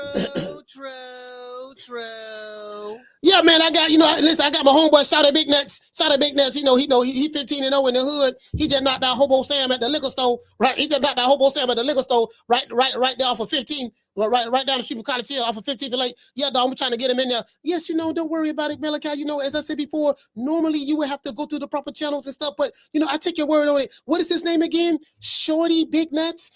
Does he have a box rate? No, he ain't got no box rate. I'm talking to the people at box rate right now. We're trying to work something out with them. Oh, don't worry about it. I'll handle it for you, buddy. Okay, what is his first name? His first name is Shouty. Is it Shorty? No. Shouty. Shaw. No, Shaw. Shaw. D-Y. Or you can spell it D-E-H. Like Shouty. Oh, Shouty. And the Big Nuts. You know what I mean? Big Nuts. Okay, so his first name is Shouty and his last name Big Nuts. Yes, that's his name. True. Hey, listen, I put him number 2 behind Devin Haney. Put him number 2. Hey, shout out to Marky B.I. Hey, Brandon, we're gonna put him number 2 behind Devin Haney. Yeah, they put him number 2 behind Devin Haney, dog. Right now, we're trying to get this big money fight, dog. You know what I mean? They politicking, they playing with us right now. Put him number 2 behind Devin Haney, man. That's what we want. That's how it works. Bro, that's how it works, dog. I'm trying to tell you, dog. Like, listen, that's how it works. I don't give a damn what nobody say, dog. I know these fools I know these so-called professionals in boxing, like people who've been managing and doing stuff for a long time. Oh, I don't know why y'all listen to that guy. He don't know what he's talking about. Okay, if I don't know what I'm talking about, explain to me how Devin Haney is number 1 in the welterweight division. Is the number one fighter in the WBC. And how many Pacquiao ranked number 5? He been retired. They don't put him in the Hall of Fame and everything. He been retired for 4 years. How? Has Manny Pacquiao been inducted into the Hall of Fame yet? Like make it make sense. Y'all gonna sit there and talk to us like we got 9 heads, like we stupid. We know what's going on. Caller, what's your name? You calling from? Jamie from New York. Jamie, talk to me, fam. Hey, man. Oh, I don't believe Charlo, man. I don't believe him, bro. I don't know if he wants this fight.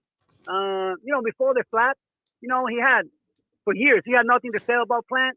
But now that they made up, they made peace and they're cool and everything, now he wants to talk about fighting the man. I don't believe him, man. What do you think, Coach? I mean, no, they're going to fight.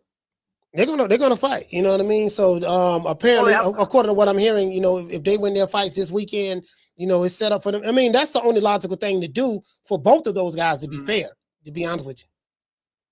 Okay. I don't know if they have a signed contract, but hey, man, then all right, promising. Now that Plant promised not to, to slap him no more. You see Charlo next to Plant, bro. To me, he looked a little nervous, a little bit like a motherfucker. But hey, man. But for Charlo, man, it's been too long, of an activity. What he needs to do is fight Plant and everybody else. Too much time wasted for this guy. I don't know if he's just talking or trying to sell the fight. But, the man wasted years sitting on the sideline. I wish him well. But, I don't know, man. I don't know what he's got left. But we're going to find out when the bell rings. Yeah, we're going to find out. He fighting Sugar Pop. So, he fighting Sugar Pops, right. Corn Flake, or whatever the dude name is, Frosted Flakes. That guy. So we're going to find out. We're going to find out. Yeah, we're going to find out. All right. So for Pacquiao, I think he's playing himself. Come back for what? At his age? What the fuck are you proving, man? He's already a living legend. So what Pacquiao needs to do is sit down somewhere, or go play basketball or something. I know that sport is safe for his health, and Coach, you said the motherfucker is ranked in the top 10? Yeah, Manny Pacquiao's ranked number 5 right now. He's the number 5th. He's the number 5th ranked welterweight in the welterweight division. Like, I'm dead serious. He's ranked number 5, bro. Yeah, Coach, bro. Listen, I got a couple of $100, man, and people, maybe the listeners can donate. A couple of super chats. Maybe you can get me ranked, Coach. I'm ready to fight. I promise you, I will sell the fight, man. All I gotta do is start capping, talk like and sound like Berlanga, tell people that I'm from Brooklyn, that my shit don't stink, that they don't know boxing, they're lying, they don't know what the fuck they're talking about. You know what I mean? Yo, I will sell the fight. It'll be pay-per-view, Coach. I promise you, man. And I will hire you as my spokesman. Believe me. and for Mario Barrios, Coach. We'll make it work. Trust me, bro. But for real, man, I hope Barrios sleeps this man, bro, in the first round because and never come back, bro. I don't know what the fuck this guy's doing, but whatever. But for Mario Barrios, Coach, I have a question for you, man. He couldn't find an opponent in the top 10. He picked Manny Pacquiao. Cool. But, Coach, my question to you is that like a sign of ducking to you? Who, Mario Barrios? Yeah. No, Mario Barrios is following the plan, following Al Heyman's plan. It's an easy fight. He's gonna make big money off of fighting a old, retired, washed up legend.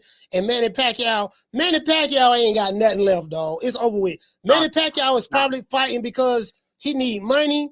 He owed taxes. He don't went broke.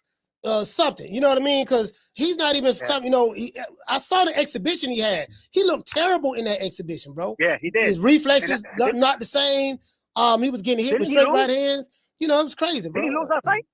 Didn't he lose that fight? Yeah, I don't even remember. He lost that exhibition fight. But again, Coach, brother, real talk. The people that been in that weight class for years waiting for the opportunity, what about them? That's fucked up, man. Anyways, respect from New York. That's all right, salute, fam. Yeah, that's it right here. So this is the WBC's website. As you guys can see, Mario Barrios is the champ. This is the WBC's website. And when you look at the WBC rankings, this is what it says. It says all boxers rated within the top 15 are required to register with the WBC Clean Boxing Program. Devin Haney is ranked number 1. Soliman, some guy from France. Hold on. I don't know how to pronounce his name. Some guy from Soleil, some dude named Soleil. He ranked number 2. Conor, he got the silver. He got the WBC silver title. Conor Ben is ranked number 3 with the WBC. Mean Machine Kavalaskis is ranked number 4 with the WBC. And as you can see right here, Manny Pacquiao is ranked number 5. Now I don't know what this CBP mean /P. I don't know what that means. I'm trying to find what the acronym is. But Manny Pacquiao is ranked number 5. Just showed it to you. Still trying to find this CBP. What the fuck does CBP mean? Do anybody know what CBP means? I'm trying to figure it out because I don't know what the acronym means right there. Yeah, man. So yeah, man, it is what it is, man. Carter, what's your name? You calling from? Hey, what's up, Coach? It's Coach Eddie from ATL. Man, Coach Eddie, talk to me. What's going on, brother? Man, it's a real sad to see, a lion put out the pasture, man. It's like the fangs. He's been defanged. He's been declawed, man. I'm not used to seeing this docile Jermall Charlo, man. This supposed to be lions only. He's the same dude that always had to be separated when it comes to black fighters. They always had smoke, had a lot of smoke, had to be separated, security. It took 35 people in between whoever they were beefing with. He beefing with Danny Jacobs, but they had to be separated. He beefing with Demetrius Andrade, they had to be separated. Now he's shaking hands with the man that slapped tape out of his mouth. You can't make this. So where is all the fire at? Where's all the vitriol at? Where's it at, Coach? Man, I think Caleb Plant slapped it out of him. I don't know, bro. Like I'm just saying for me, I understand Coach Eddie that he accepted responsibility. He accepted the fact that, hey, you know what? I'm the reason why Caleb Plant slapped me. And he said he deserved it. And if he was Caleb Plant and if she was on the other foot, he said he would have did the same thing. He said he deserved it. I'm like, bro, but it's a but there with me. I'm like, fam. You lying, Coach. It's the optics. He may be telling the truth, but Coach Eddie, it's the fam, like, it's the optics, fam. You got did nobody see you pulling on this beard? This is the problem. Right. Nobody saw that. Everybody saw Caleb Plant slap you with an open hand slap. Left hook, open hand slap. and he called you a boy and told you to come get some. Mm-hmm. And he said he don't give a fuck. Come on, man. Come on, man. Like in the hood, what hood can you go to? Well, you know, I couldn't go back to the hood for that. I can't go back to the hood. And not only that, we seen these guys. They got a reputation for pulling up on folks, getting into it with people at fights, press conferences. After the fight, got to be separated from people who look like them. I ain't got no problem with getting a fight with Jerry Hurd in the audience. I ain't got no fight with about to get into it with Demetrius Andrade. I ain't got no fight with ain't got no problem with getting into it with Danny Jacobs. But Caleb Plant, the dude, the slap taste out of your mouth, you shaking the man's hand. He can't make no sense. As far as Manny Pacquiao, hey, I'm pulling for the old dude. I hope he don't get hurt too bad, man. I know it's a long shot, man. I don't want to see Manny stretched out like that. I wish he wouldn't have gave all his money away like he always giving away money all the time. You know, I don't know if you remember that. They said, man, always giving away money. He gave away too much money. He ain't got no bread, coach. And one more thing, breaking news. I'm gonna let you go. Now William Score did the interview. He said in quotation, he said Turkey Al-Sheikh told him to not to mistreat Canelo. He said we have other business and other contracts. Let it go to less. That's what the man said. That man ain't said it. I promise. I ain't lying. I be catching my life. I couldn't believe it either, man. You gotta send it to me. It's in Spanish, man. But like they interpret it. I read right. Speak Spanish, man. Yeah, he said Turkey told him don't mistreat Canelo. We got other players and other businesses. You gotta remember that was right after the Fatal Fury fight, and a lot of stuff didn't go how they play. He said Skull said Turkey told him to take it easy, man. I sent it to you. What was that after, or you said before? He said Skull came. He said Turkey Al-Sheikh came to him before the fight and told him not to mistreat Canelo because we got other businesses and other contracts. He told us, he told us, you better lay down. You better not win this fight. Hey, look here, man. Check this out. Turkey Al-Sheikh, what's going on? Yes, my friend, look here. Saudi Arabia, our country is a very prideful country. We can be ruthless. Some people come over here to our country and they never be seen again. I would hate for something like that to happen to you, brother. So what I'm going to need you, they hit you with the brother too. As soon as the mother say brother, you ought to know what time it is. Yes, brother. We're going to show you how we do brothers over here. We have a fight set up for Canelo to fight Terrence Crawford. And I think that it would be wise, brother, if, Canelo were to win this fight. Do you understand where I'm coming from? Okay. Wait a minute. What do you mean? What do you mean? Turkey Al-Sheikh, I want to win. I want to become undisputed. As I said, brother, it would be wise if Canelo were to win this fight. Okay. Okay. I get it. I get what you're saying. But hey, man, you know what? Hey, bro, I ain't gonna lie. I'm just fucking with you. I believe that shit. I believe that shit. I'm dead. I'm gonna see the receipt. The thing about we ain't never seen Canelo fight like that. Hey. He already knew what time it was. Just show up, baby boy. You got it in the bag. Don't worry about it. I'll send it to you. All right, salute, fam. Shout out to Coach Eddie. ATL stand up. Well, they told him, hey, Brandy. Hey, Brandy. Hey, when they say, bro, hey, listen. When they say brother, watch out. Yes, brother. That's all. Goddamn, nigga come with the brother shit. All right, we all right. All right, what you talking about, fam? What you talking, bro? Listen, when they say brother, they lining you up. They lining you up for the fuckery. Yes, brother. Listen, what I need you to do, brother, is this here. We have this fight, coming down. It's a big fight. It's going to be a big thing. Nothing, we can't let anything happen to, business plans that we have in America. I don't know who you are. I've never seen before. But, brother, just make sure that you, just do what you're supposed to do. The plan. The plan, right? The plan. Coach Daddy say, turn out the sheet, gave him the word, told him, don't. I got to read that shit. I had to read that. Hey, boy, hey, I'm gonna do a whole show on that. If he did that, I'm gonna do a whole show on that. Carlo, what's the name we called it from? What's going on, Slim? What's the word? Special shouts out to Brian Norman. But CBP means clean boxing program. It's a WBC clean boxing program. Yeah, somebody told me in the chat. Oh, okay, all right, cool. Yeah, but man, at the end of the day, Slim, what I always tell you about the welterweight division, man, it is the worst division. I mean, no, middleweight is the worst division. Well, it's obvious reasons why the middleweight is horrible, but this shit is sad, man. It is sad that Manny coming in here getting a fight off of L.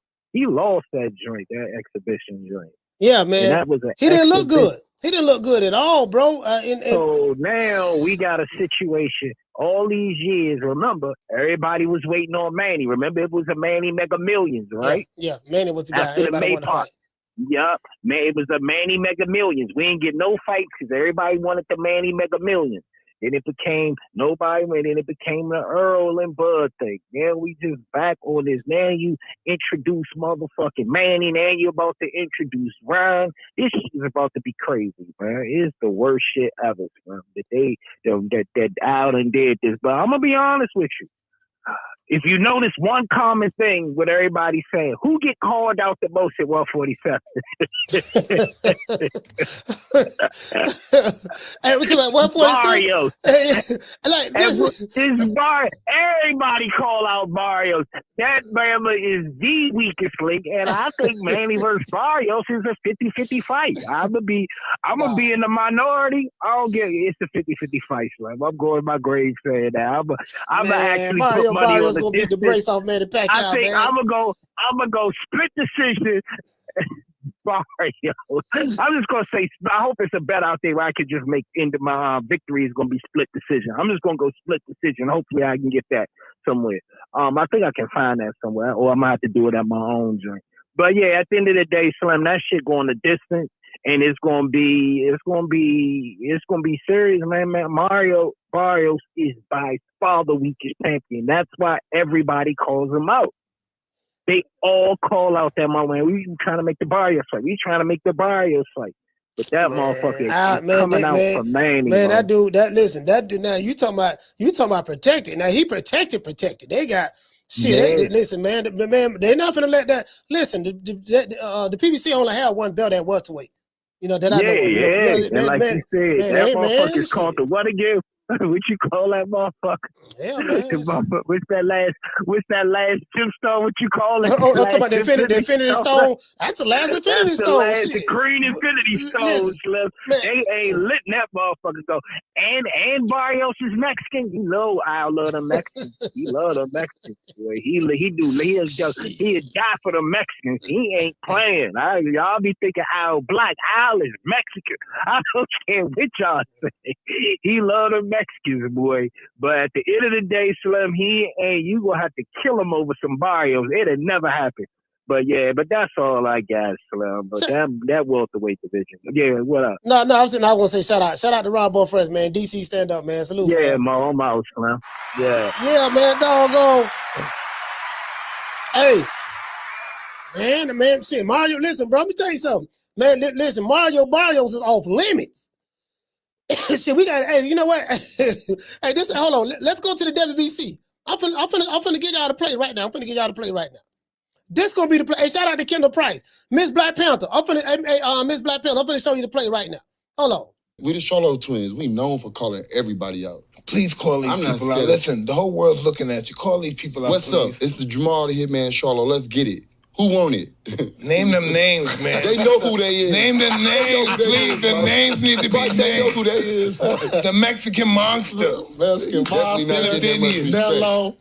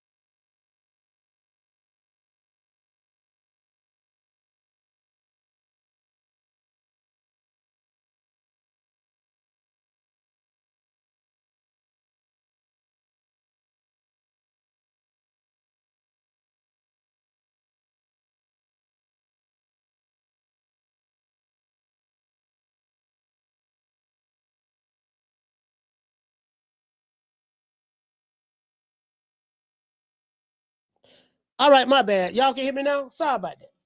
The shit switched. See if y'all can hear me now. I think y'all can hear me now.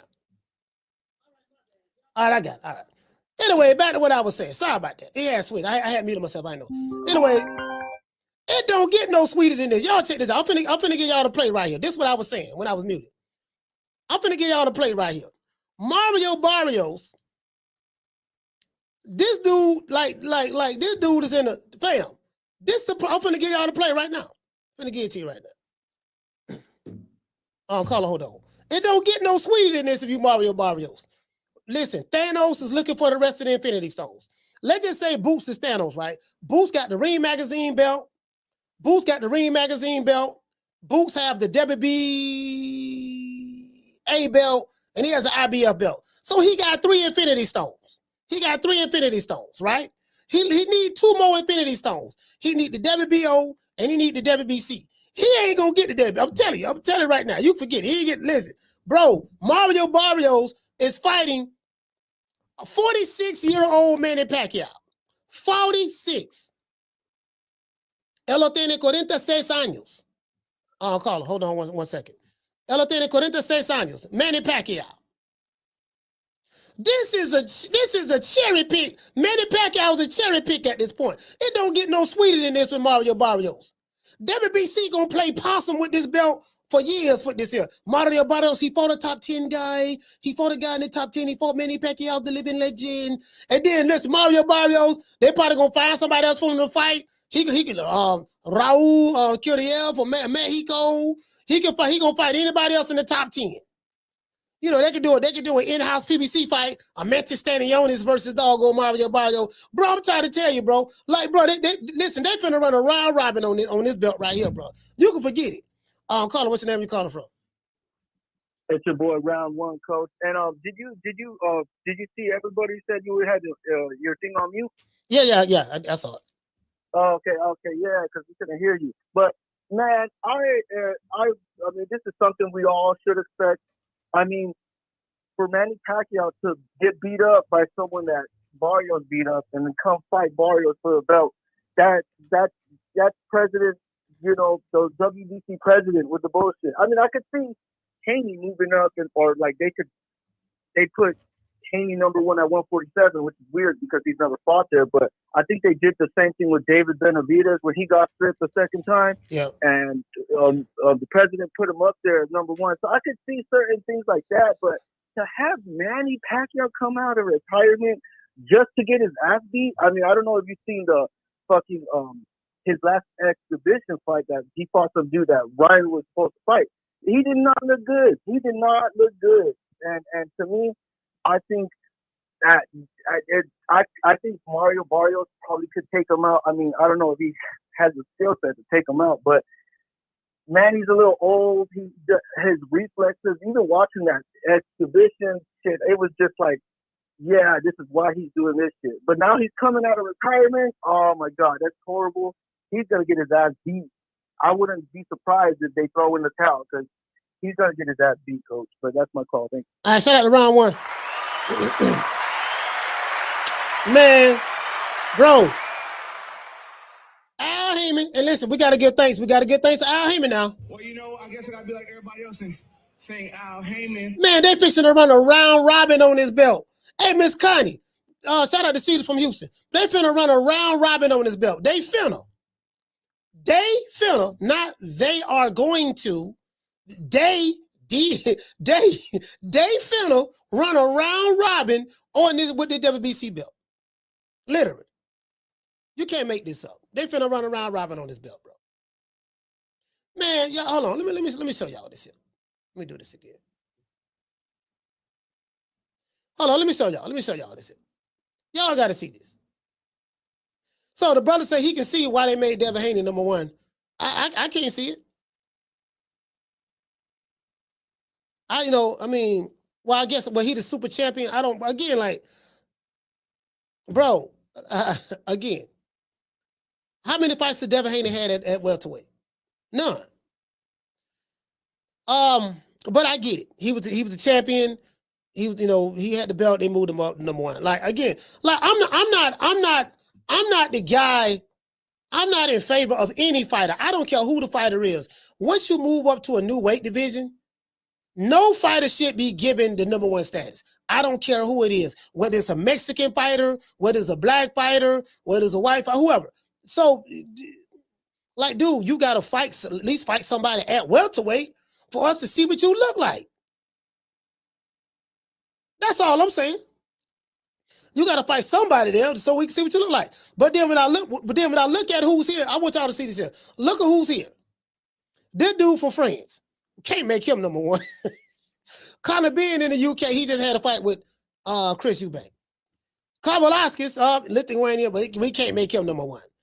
Raul Carriel from Mexico, yeah, but don't nobody really know who he is, so Mauricio Sulaiman, they want to put him in there. He got the NABF title. This dude from South Africa, no, can't put him on there, don't nobody know who he is, right?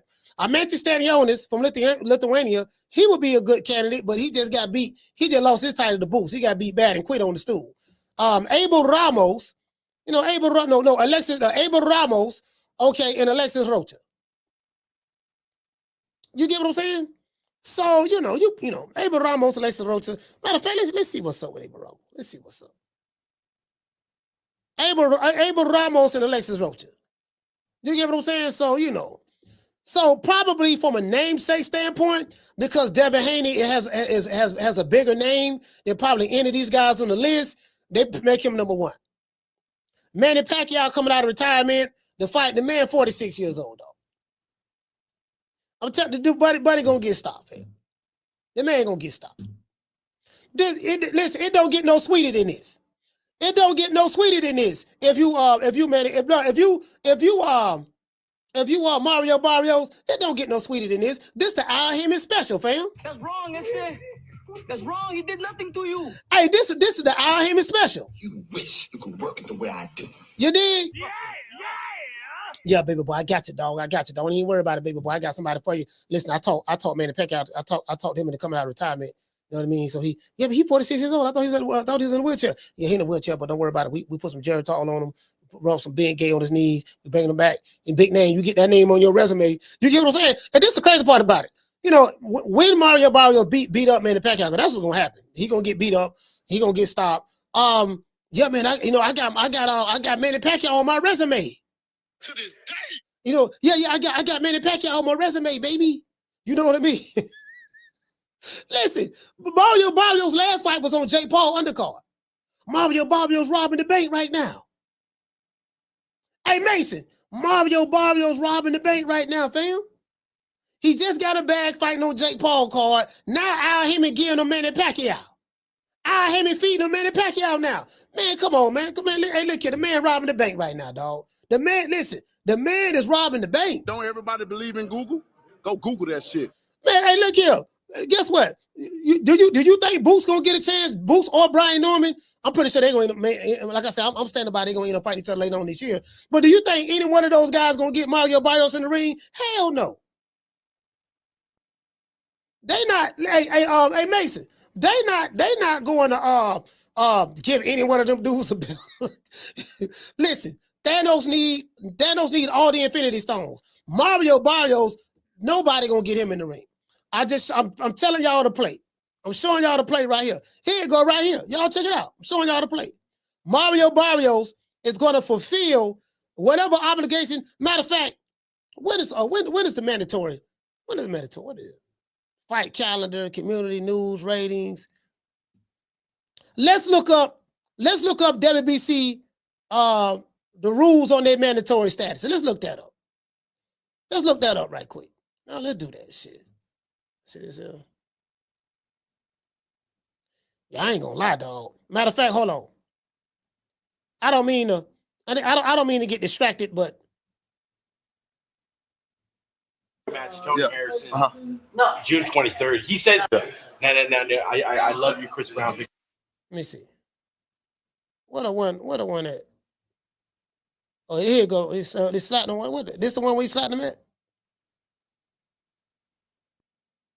Damn. Yeah, slap my dog. He had on. Jamal looking fresh as always, man. They talking about Jamel looking fresh as always. Why they got? Oh, here you go right here. Here you go right here. This it right here. Damn.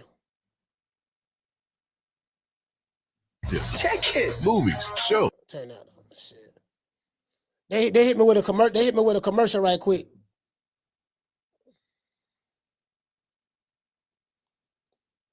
This TMZ website.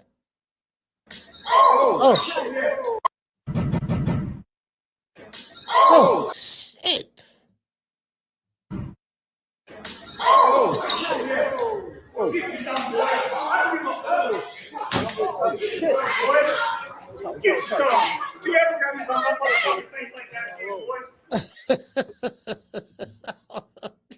I can't be on stage. Hey, you know what? No, I can't be on stage with this. No, man, we ain't gonna be shaking no hands. No. I'm just, I felt that. I felt that slap in my soul. Like I felt like, God damn. You get what I'm saying? I felt that slap in my soul. Anyways, WBC rules. Let's see.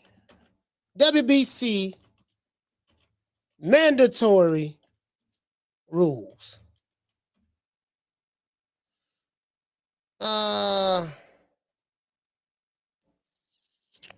Let's see. Mandatory. Trying to see. Let me see.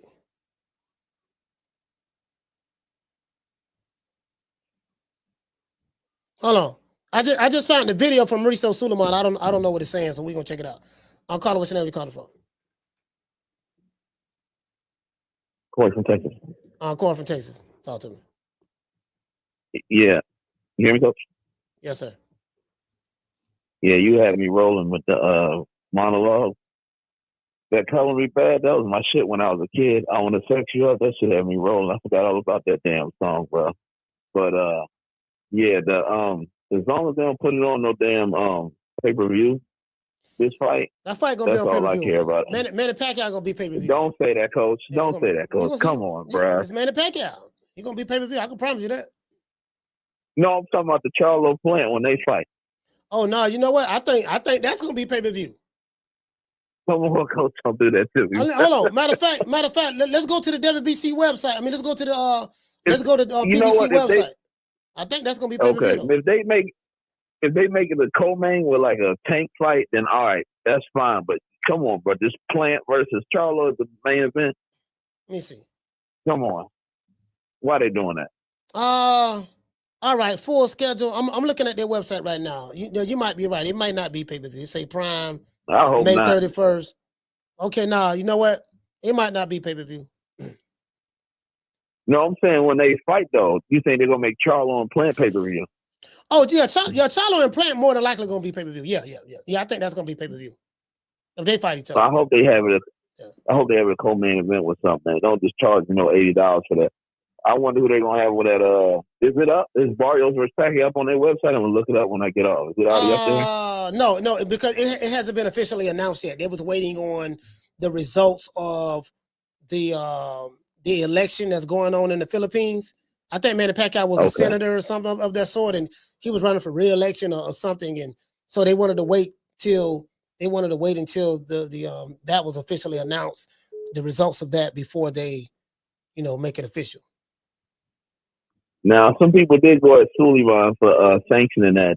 And then Suleiman, he clapped back with something about, I forgot who he said his father sanctioned Sugar Ray Leonard versus somebody when he was older. I forgot.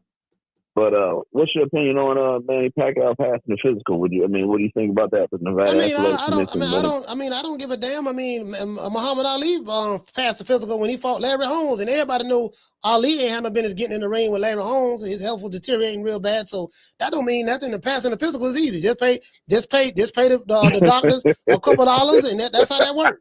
We know what's going on. Right. Yeah, that's it crazy, bro. But that's my call, Coach. I hope it ain't on pay-per-view, but you're probably right, man. All right, salute, fam. Yeah, I ain't, So, all right, so this first fight, this is free. Jermall Charlo fighting Cornflake, Frosted Flakes, Fruity Pebbles, Cheerios.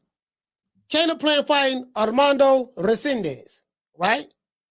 This is going to be on Amazon Prime Video. right? The plan is these two guys are going to fight each other later on this year. And I think the type of money that both of these guys are going to want to make, they're going to have to put this on pay-per-view, put it behind the paywall, and it ain't going to sell. It ain't going to sell. I think it ain't going to, yeah, because ain't nobody buying pay-per-views. Like, no, ain't nobody really buying pay-per-views right now. I'm just being honest with you. So it is what it is. But anyway, let's go here. Let's go to Mauricio Suleiman.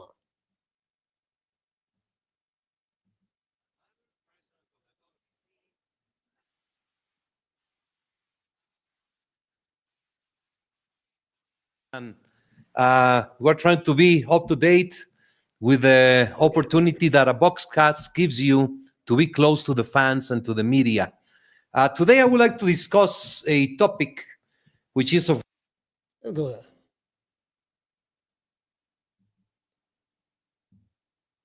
challenger rule,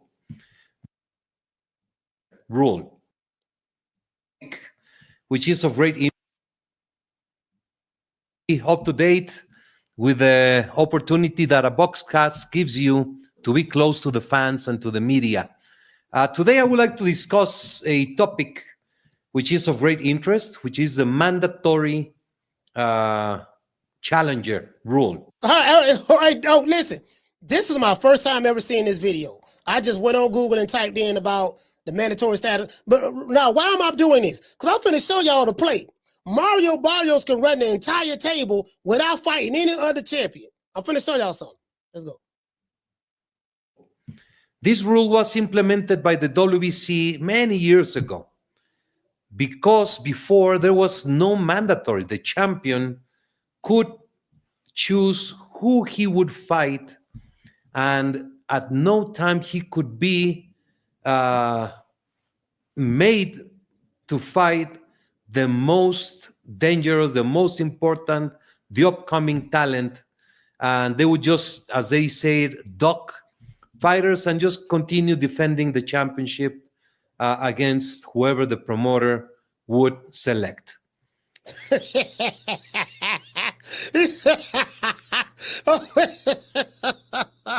Okay, so according to Mauricio Suleiman, this is a no-duck rule that was added to the rule. According to what he said, do I have this mistaken? But this ball been taking the easy matches, fighting other balls. So we got to understand it of this. Okay, this is a no-duck rule. So this is basically what he said. Let's go. One of those examples was Archie Moore. He waited 5 years to be given the opportunity to fight for the title. Mantequilla Nápoles, 6 years waiting. All right, let's stop. Archie Moore came up in the era to where they had extreme racism. And he came up in that era, the segregated Jim Crow era and all that stuff there. So that's what was going on. The mafia was controlling boxing at that time. So that's what was going on at that time. So you got to put it in context. The reason why Archie Moore had to wait 75 years to get a shot at the title and Mantequilla Nopales and all that stuff there, the era that they came up in. But let's go. I digress. For that opportunity as number one contender. Things have changed very much. And today, the mandatory rule is a common practice in all boxing, in all organizations. The WBC has a clear rule which mandates. Now listen, this video has 296 views, and they dropped this video 4 weeks ago. But let's go. It's the champion to fight the mandatory. The WBC has a clear rule which. Now these are all these old motherfuckers up here. Hey, they got all these dudes up here. So you gonna go in front of the board? Hey, hold on. Hey, shout out to Mr. Cook. Hey, Daniel. So you gonna go in front of the board? Yes, it's to the discretion of the WBC. Mauricio Suleiman is the president of the board. Mauricio Suleiman is the president. Who all these dudes up here on the board with him? Anyways, let's go. Mandates organizations. The WBC has a clear rule which mandates the champion to fight the mandatory contender once a year. To fight that mandatory contender, you must have a contender, a mandatory. Let's start right there. Now you know how you now hold on, swole up.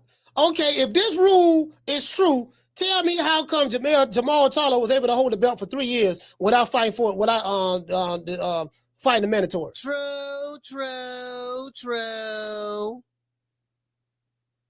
That's just one example. Explain that to me. If this rule is so true, what Mauricio Suleiman is saying, explain to me how Jermall Charlo was able to hold the WBC title hostage for years without even fighting, stepping 1 foot in the ring. And guess what? And Carlos Adames became his mandatory. So you know we can blow all this can be blowed up. I'm gonna blow all this shit up. Let's continue. Hold on. I'll call what's the name you calling from? Hey, what's up, Coach? This Mr. Cook, call out of Jacksonville, man. I just logged in, man. I just seen what you talking about WBC, man. The motherfuckers is crazy, Coach. Yeah, man. Hello? I mean, yeah, I'm here. I'm like, can you hear me? Yeah. It's funny because I was just asking my man this the other day, and I was like, man, is the WBC letting Barrios hold it so they can keep it out of a black fighter? Because they know good and well if Boots, Norman, any of them going to tear his ass up. Barrios, I mean, he can fight, but lately he's slow. That's why Tank was willing to risk moving up and only fighting him at 140 because he's slow. So I'm like, yo, is they trying to keep the belt out of getting taken from him from the black fighter and let Pacquiao take it and let him rev it up? I don't know, man, but it just seems suspect, man, because like you said, they sitting there and dropped that lame ass video, and you just nailed it. You said, well, Jermall Charlo had the WBC forever, and he just holding it up, and Barrios holding it up. So what the fuck is the video talking about, Coach? We're gonna look at it and see, because I want to it's probably gonna be a lot of holes we can poke in it. First, the thing is Canelo Alvarez, David Benavidez was the mandatory for Canelo Alvarez for 3 years, according to David Benavidez. So so like make it make sense. Yeah, like it's crazy because you see all these other guys got to fight the mandatories and do all this stuff, right? But the WBC, they made them franchise belts a while back, and then you never seen them again. So it's like they make up rules about what I will get a WBC is this. When Ryan did all that crazy shit, they was like they banned his ass. But then again, we see how long that hold up too. But well, I mean, it's like they pick and choose, bro. I get what you're saying about I know you're saying they're trying to keep it away from a black fighter, but it's not a black or white thing with WBC. And I'm gonna tell you why. They have shown favors to Jermall Charlo. Jermall Charlo black. They show. Yeah, you're right. They show they show favors to Deontay Wilder. They show favors to like quite a few fighters. So it's not a racial thing or ethnic thing with the WBC. Yeah, you got a point, but I'm just saying, like right now, a Latino got it. Like, you know what I mean? And come on, they know we dominate everything, but not to go too far off topic, right? I went to a fight. Now this guy that Jermall Charlo fighting with Cork Flake, he a promoter too. He do fights. He do fights. I went to a card that he do in Atlantic City. I believe he from Atlantic City. But Coach, man, where's his boy? He ain't supposed to be in there with Jermall Charlo. Jermall Charlo about to fuck him up. But some way he got up in there, man. But that's all I got for you, Coach, man. WBC funny as hell, man. Absolutely. They letting these motherfucking police shots go. Shout out to Mr. Cook. Yeah, we finna bust all this up right here, man. Cause I mean, again, it's at the discretion of the WBC that we do this and do that. And I'm like, young dog, yeah. I'm like, heard it all before, like Sunshine Anderson. Let's go. And the way we have as a rule is that the fighter must win a final elimination bout, must win a series of fights, billed as eliminations, or B, voted by the Board of Governors as mandatory contender. Must win a final elimination. Let's go right A here. clear rule which mandates the champion to fight the mandatory contender. All right, it's a clear rule that says the champion must fight the mandatory contender. All right, the mandatory contender for Jermall Charlo was Carlos Adames. He didn't have to fight him. The mandatory contender for Canelo Alvarez with David Benavidez. He didn't have to fight him. So we just blowed that up. Let's go. Once a year to fight that. So they're saying every year a fighter must defend his title, fight his mandatory once a year. That's what he said. Let's continue. That mandatory contender, you must have a contender, a mandatory. And the way we... So the champion must have a contender, a mandatory contender. I'm finna tell you what they're finna do. Mario Barrios, now what we gonna do, we're gonna find out when was the last time Mario Barrios defended his title against the #1 contender. That's what we need to look at. Tell him, bro, this shit all smoke and mirrors, fam. Telling you, let's go.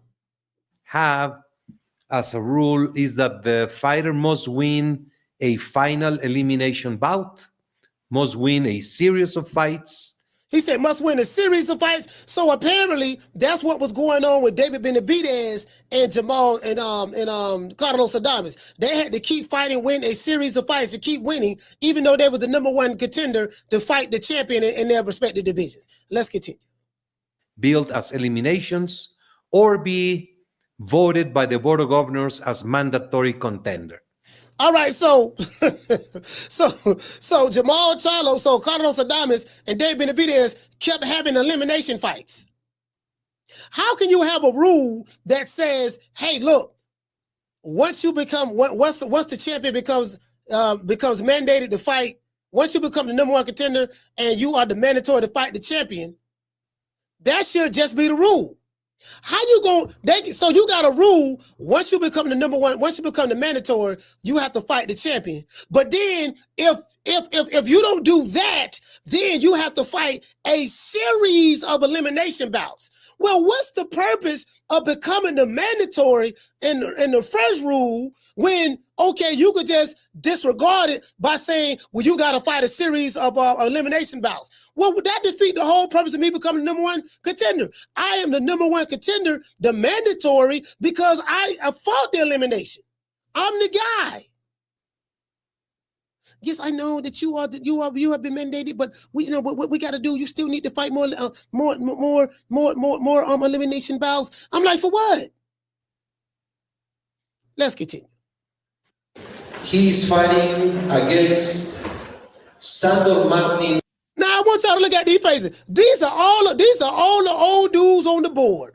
This is the WBC board right here. Mauricio Suleiman is the spokesman. This probably his uncle right here, his cousin Carlos. His other uncle Julio. Let's see, Juan, doggone Marcos. You know what I mean? That's Marcos. Let's see, which one is here? This Julio Cesar Chavez, the 7th. I'm trying to tell y'all right here. This what's going on. The mandatory title defense. The WBC had ordered an indirect rematch for Russell, who had lost to Puello, but needed to do the mandatory first with Sandor Martin. However, the WBC has kept a very flexible and day-to-day running of the administration. This man saying, however, the WBC has been very flexible in running the day-to-day operations of the administration. What does that mean, sir? True.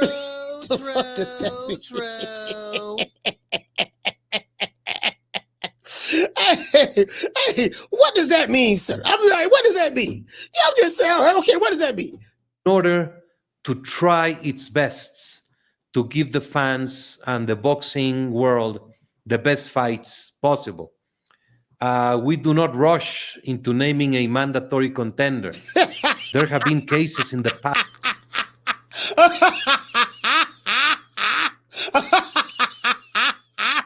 He said we do not rush. Wait a minute, you said that the champion has to fight. You know, the champion is going to be mandated. He's going to have a mandatory. He got to defend his title once a year from his mandatory. So you say that in one breath. Then you say, well, what we got to do now? If you don't fight him, then you got to have a series of fights. You got to have a series of elimination fights, or you can be ordered to fight him by the board. We can vote it and order that. You get what I'm saying? We can do that too now. Oh, hold on. Listen what he said right here. What he said right here. A mandatory contender. There have been cases in the past in which, unfortunately, fighters have become mandatory. We do not rush into naming a mandatory contender. Okay, listen, you ain't got to rush. We just asked you to stick to your rule. You said that the champion has to defend his title against the mandatory guy once a year. But now you're saying we do not rush to...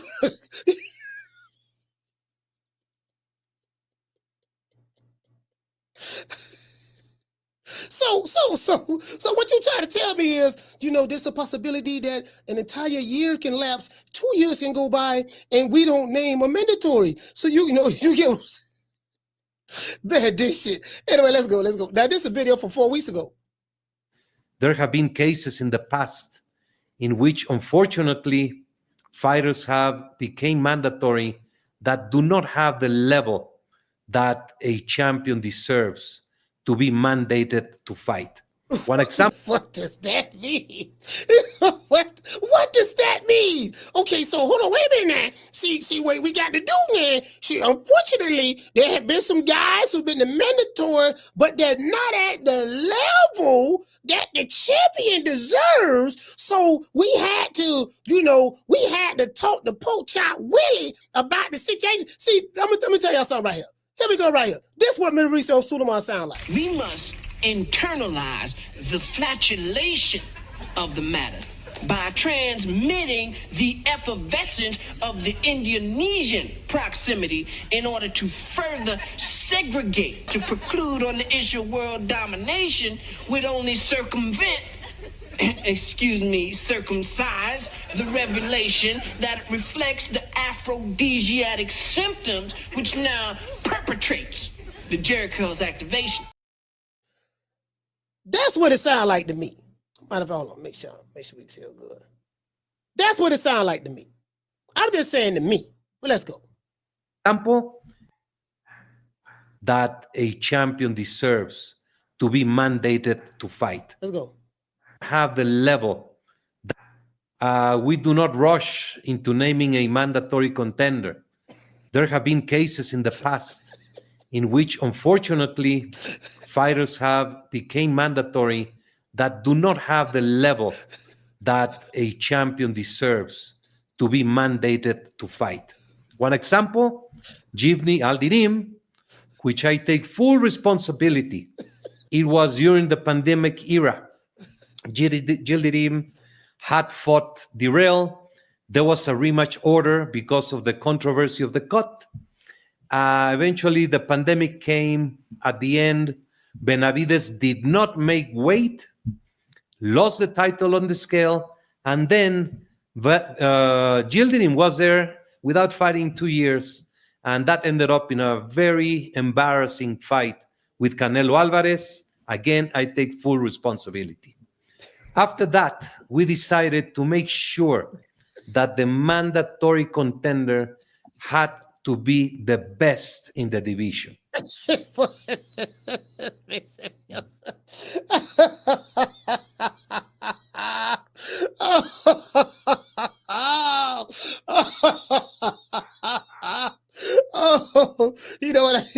know what? And again, I don't want to throw anybody under the bus. Let me go ahead and let Mauricio talk.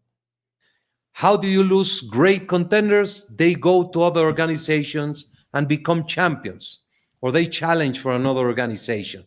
So the level of the mandatory challenger, it is not as easy as we all would think.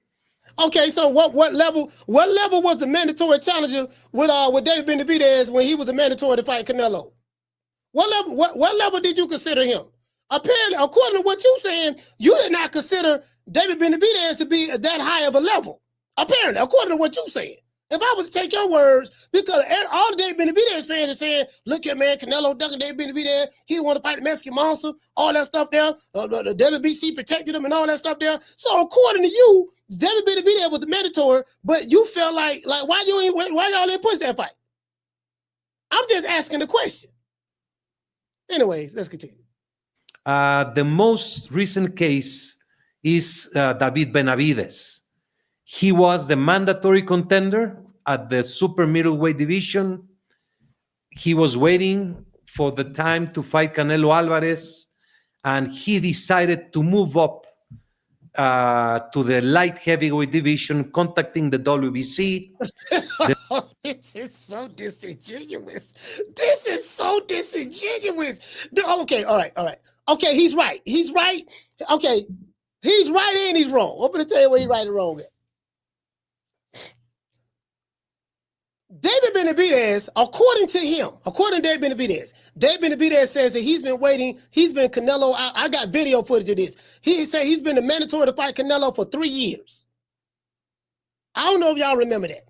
He said it a million times. I've been the mandatory for 3 years, and he won't fight me. You know, and so Nessa Gills asked him, are you going to talk to the WBC? You know, they had Scams to Lawrence on there. You know, they wasn't talking about talking to the WBC. Shout out to this is Boston. You know, we trust the WBC will do the right thing. That's all they were saying. They wasn't pressing the WBC or nothing. So when David Benavidez, quote unquote, when Mauricio Sulaiman finally said, okay, right now we're going to, in 2 weeks. Now, David Benavidez just did an interview on the Boston Voice. Right before that. Yeah, man, I can't make him fight me. Canelo's a chicken, this and that, and yada, yada, yada. He's a bitch. He ain't got no balls, yada, yada, yada. I'm saying all this stuff, right? And then it was put out there that, okay, look, WBC is finally going to mandate the Canelo fight. 2 weeks in 2 weeks. The fight that David Benavidez has been waiting on all his life. Do you think David Benavidez stayed and waited for the 2 weeks to wait for the WBC to mandate the fight with him and Canelo? No. He miraculously, coincidentally, I've been waiting for Canelo for all of this time to fight him. Now I have an opportunity to fight him according to the WBC in 2 weeks. Let me just go ahead and move up. True. Now, I'm not a conspiracy theory. But if I did believe in conspiracies, and I do, conspiracies are real. You got a whole bunch of people that's in the federal penitentiary right now for conspiracy. So the government believe in conspiracies. Right now, that sounds kind of fishy to me. That's all I'm saying. Let's continue. The WBC accepted to move up to David Benavidez. He was the mandatory contender at the super middleweight division. He was waiting for the time to fight Canelo Alvarez, and he decided to move up to the light heavyweight division, contacting the WBC. The WBC accepted him to fight for the interim champion in light heavyweight to become mandatory if he won for the light heavyweight champion, who was Beterbiev at the time.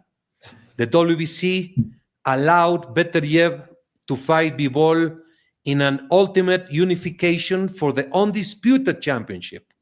Now let's start right there. He said the WBC allowed Bivol and Beterbiev to fight for undisputed. 3 years prior, he denied those very same guys to right to fight for undisputed 3 years ago because he said because of the impending war that's going on with Russia and Ukraine. Last time I checked, Russia and Ukraine still had that same war. The only thing that changed, this guy right here in the middle, Turki Al-Sheikh. He the one came in and made the fight happen, and he made everybody bow down, including Mauricio Sulaiman. Facts. True. With the understanding that Benavidez was a mandatory contender. That fight got delayed because of an injury of Beterbiev. So the WBC at the convention confirmed the ruling that we accepted the unification bout with the condition that the mandatory was Benavidez. After the first fight, the WBC did approve a rematch which was and took place, and at the same time approved Benavides to fight the WBA interim champion Morel. Benavides defeated Morel on the same month as Beterbiev fought Bivol for the rematch, and it was also clear to everyone that Benavides was the mandatory challenger of the division. Bivol won in one of the greatest fights I have seen. He was so happy and proud to have won the WBC belt. He told me in person. He showed it in social media. And the WBC proceeded to order the fight, which at the end is not going to happen. Bivol has relinquished the WBC championship. So to be clear, whenever a fight is ordered as mandatory, the champion and the challenger are given through their camps a 30-day period for negotiation. Man, this man. Let me answer this call. Oh, Carla, what's the name you calling from? This man full of LJ shit. Wright, coach. LJ Wright, talk to me. Hey, so the CDP is that by packing Manny name? Yeah. That's on Clean Boxing Program. I didn't know what it meant. So they trying to make sure he come in clean, huh? Yeah. He ain't on that Superman. Yeah. Manny, allegedly, he was known for being on that Superman. That get strong. Yeah, I mean, out of nowhere. Yeah, there was no proof of it, but yeah, a lot of people said that they couldn't. I remember Floyd Mayweather said it, and Manny Pacquiao sued him, and I think he won a lawsuit against him, and they had to retract. They had to retract their statements, and neither one of them said it ever again. I wonder who Floyd got that from. But then, Coach, what happened if Manny wins? He ain't never gonna retire then. No. I mean, I think he'll retire. I think if he win, I think he coming back because he obviously need money. He need money, bro. Like when you see them old fighters like that coming back out of retirement, it's for one reason and one reason only: money. That's it. I remember his wife was mad at one point because he was getting too much of it away to his country. Man, that's the African fighters and Filipino fighters. The country break them, so they trying to give too much back to their country. What you gonna live off of it? I mean, you got people like that here. Like, that's why when you get rich and get money, you can't be giving all your money away because you're gonna go back broke the way you came from. If you do all this hard work to get the money, you can't do just as much hard work giving it away. You're gonna be back in the poorhouse. Yep. It seems like they're trying to run a race, see how fast they get it and give it away. Yeah, that's on him though. He grown. He can do what he want to do with his money. If he want to get it away, let him get it away. True. But I'm thinking Manny's gonna come in on that get strong. That's what I'm thinking. You that age and you about to fight a young, or what do you say, a killer? Big time. And then Caleb Plant. Yeah, I got Caleb Plant winning. Oh, you got Caleb Plant beat Jermall Charlo? I'm laughing at your history speeches and stuff, man. I got Caleb though. Man, I'm agreeing with your speeches, but I got Caleb. I don't like Jermall Charlo energy, fam. Like he just too friendly with it. Like, yo, man, me and Caleb, you dapping him up on stage. It's sending the wrong message. It's sending the wrong message. You think they got him on that depression medication? Because that'll do that to you. Yeah, he might. I don't know what he on. All I know is, goddamn it, he better not be on it when he fight Caleb Plant. And later on this year, remember they used to take Mike off of his medication during fight time. Yeah, I don't remember that. Different Mike Tyson did. When you talking about the end of his career? Yeah, when he used to be on his beginning too. When he used to be on his medication, and then they take him off doing training. Yeah, he was in there killing. Yeah, I ain't remember that. I don't remember that. If you saying like towards the end of his career, I might I might vaguely remember something, but I don't remember any of that early in his career. Well, go ahead. Yeah, but I got I can't be cool with you, Coach. After you slap me now, maybe after I get my get back, we get in the ring. Yeah, we can be cool as I don't know what, Because I got to get you back for just slapping the taste out of my mouth, man. I'm thinking he felt that hand. He better check that hook too, like you were saying, because if not, it's gonna be an easy and fast night. So that's all I got, fam. Coach. Hey, shout out to everybody. Salute, fam. Yeah. Yeah, man. The Pacquiao got to be having money problems, bro. You get what I'm saying? You know, I'm saying, and what I mean by that, I'm gonna tell you what I mean by that. I'm saying, you know, you have different kind of brokes. You have rich people broke and you have poor people broke.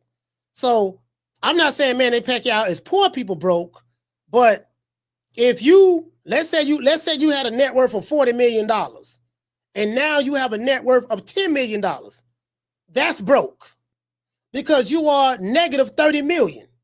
So even though you still have more money than the average human being walking on the planet Earth, you still going broke because you went from 40 to 10. That's going broke. You're going in reverse. So you get what I'm saying? So anytime you see a dude 46 or any old fighter coming out of retirement to fight, that's what he's fighting for. Don't tell me he fighting for glory. Yeah, man, I just want to show everybody I still got it. No, he know what it is. He know exactly what it is. He know same thing. Sugar Ray Robinson, my favorite fighter of all time, number one fighter of all time, Sugar Ray Robinson. Sugar Ray Robinson fought 25 years.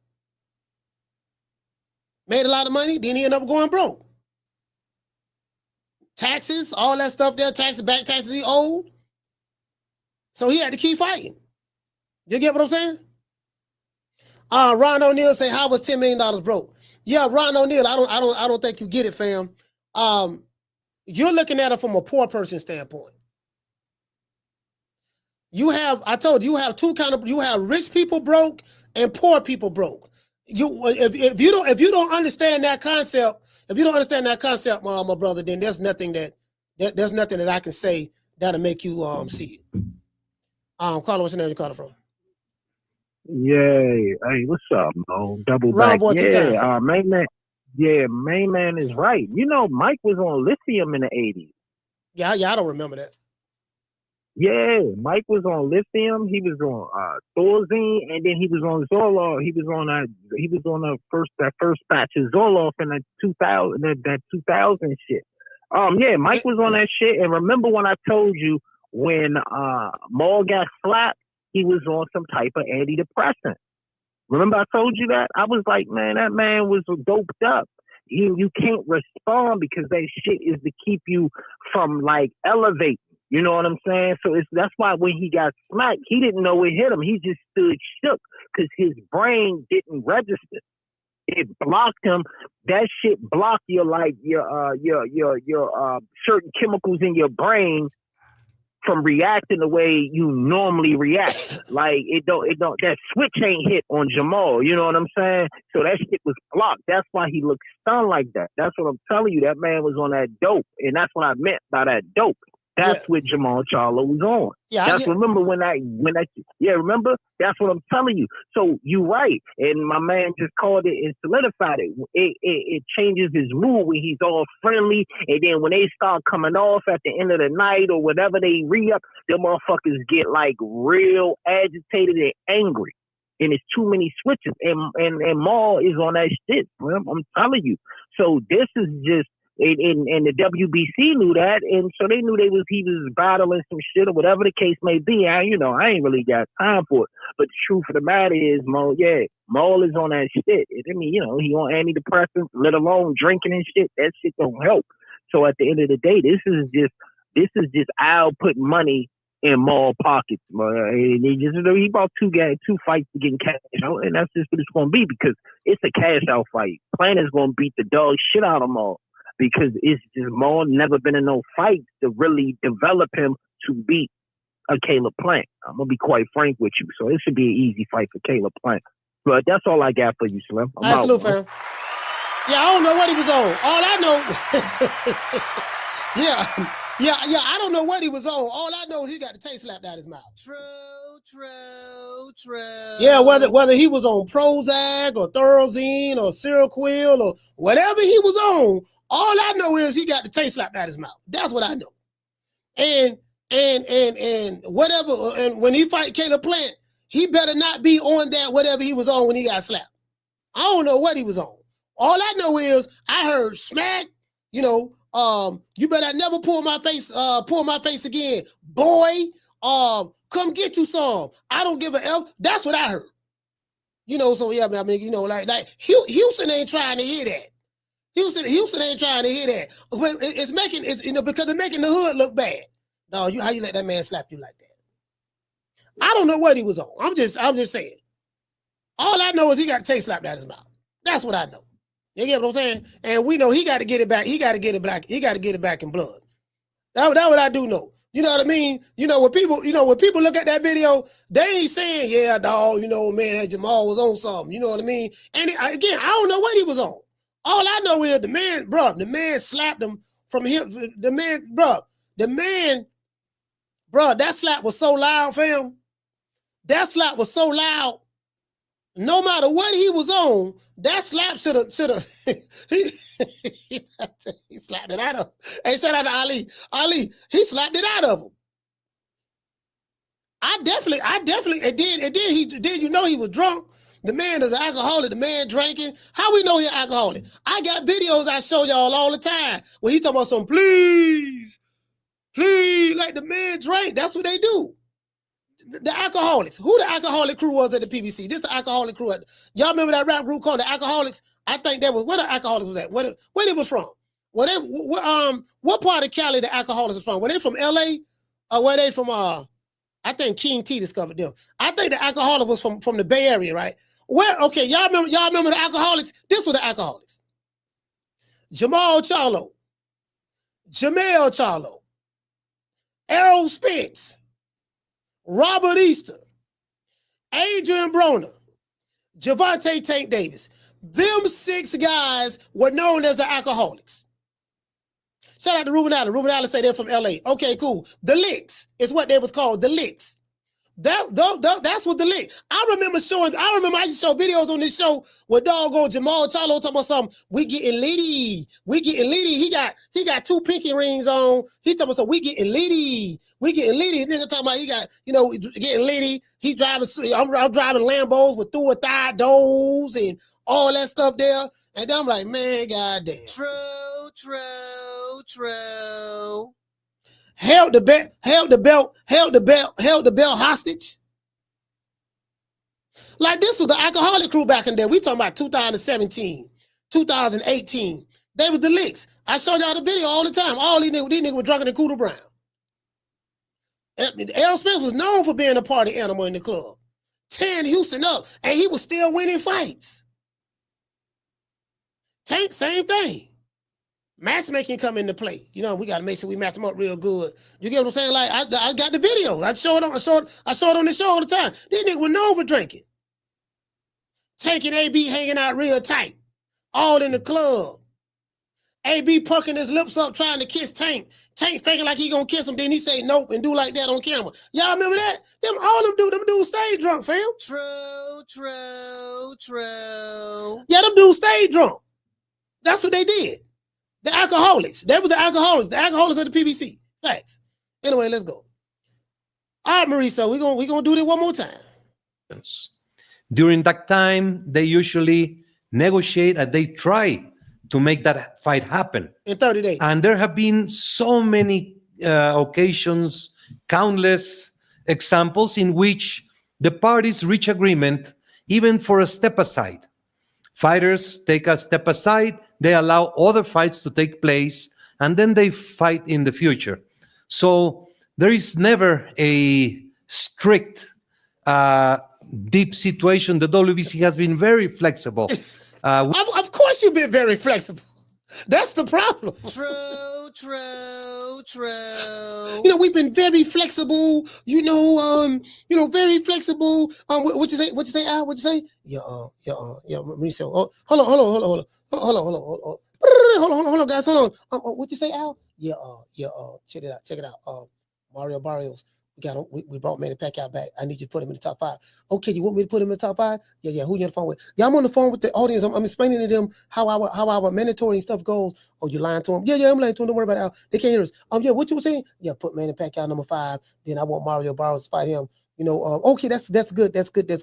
You know, but what's going to happen when Coach Malachi does the show on this and he asks the question, how did Manny Pacquiao get number 5? Don't worry about it. I mean, you'll think of something. Okay. Then after that, then what? Then I want you to say that Mario Barrio certified as mandatory. Then we're gonna look for somebody else to fight in the top 10 with the WBC. Okay. Yeah, thank you. Okay, yeah, I'm back, guys. I'm back. Now back to what I was saying. The WBC, we have a strict rule and policy in place that, you know, anytime there's a mandatory, and we have to make sure that the fighter who is the mandatory, you know, gets a shot at the title, because we are a very ambitious and we are a very strict organization, and we want to be fair to our fighters. And I'm like, oh, he didn't go. He go with this bullshit. True. We know what it is, fam. Come on.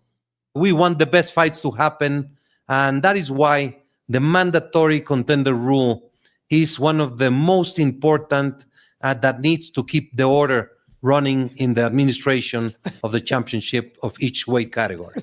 And the WBC has confirmed David Benavides as the WBC champion. We wish Bibol the best of luck. Great fighter, great champion.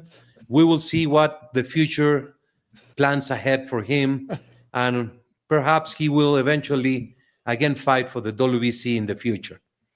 I would like to go back a little bit on examples when a champion takes a step aside. What happens to the championship? Because some people have questioned, why is Benavides the WBC champion without fighting for the title? That is completely inaccurate. I'm going to give you 4 examples that go many years back, decades back, and you will see the level of fights that have happened. Ken Norton defeated Young to have the right to fight the winner of Muhammad Ali against Spence. When Spence defeated Ali and they wanted to do a rematch, the WBC was clear. If Ken Norton accepts, you can go ahead and do it. There was a controversy right there. Norton wanted the fight for the championship. They did not want to do the fight, so they withdrew the recognition, and Norton became the WBC champion. Norton eventually fought Larry Holmes, who became a legendary champion with 15 title defenses of the WBC Heavyweight Championship. Next example is Lennox Lewis.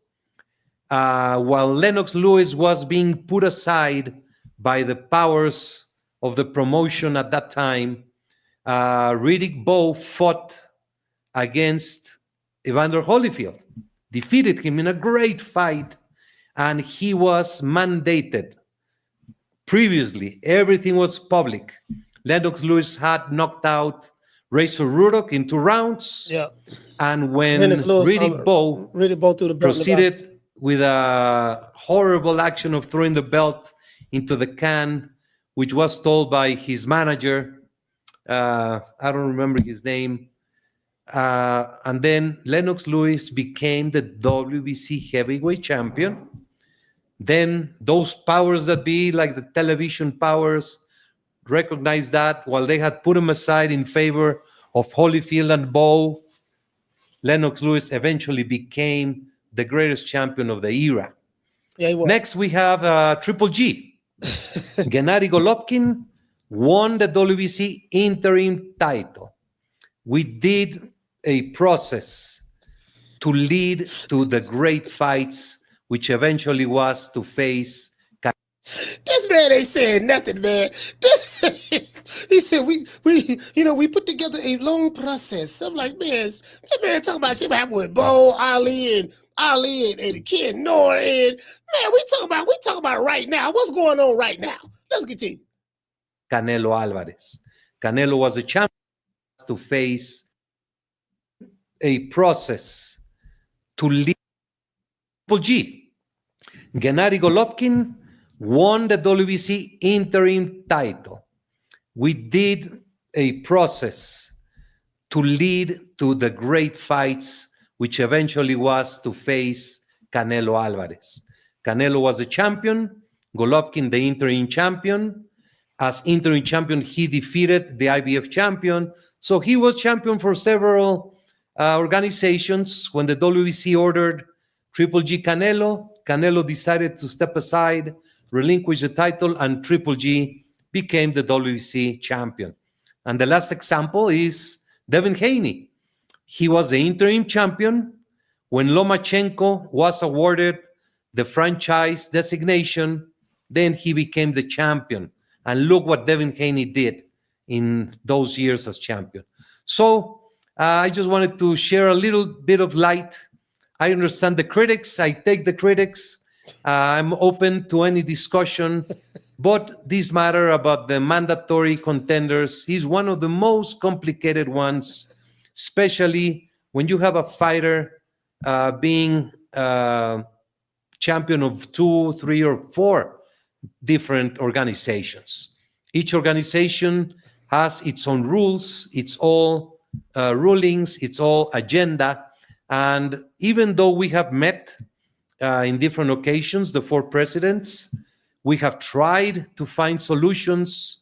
We have tried to find a model that can be put forward for the benefit. At the end, the mandatory situation is going to be highly controversial. And of course, whoever has a fighter is different from the other promoter or manager. So there's going to be arguments. Man, ain't nobody tell all this punk ass. True. Man, this man said a whole bunch of nothing. I hope that you enjoyed this. You are welcome to contact me and we'll be happy to discuss. And I thank you for joining the WBC Boxcasts. Okay. Well, you know what? Let's give Mauricio Sulaiman a round of applause. Let's give him some applause. All right. So now we got to. Now, don't ask me. Did I? Oh no. Now this what it. Now I know what Mauricio Sulaiman said, but to me, this what it sounds like. We must internalize the flatulation of the matter by transmitting the effervescence of the Indonesian proximity in order to further segregate, to preclude on the issue of world domination would only circumcise the revelation that reflects the aphrodisiac symptoms which now perpetrates the Jericho's activation.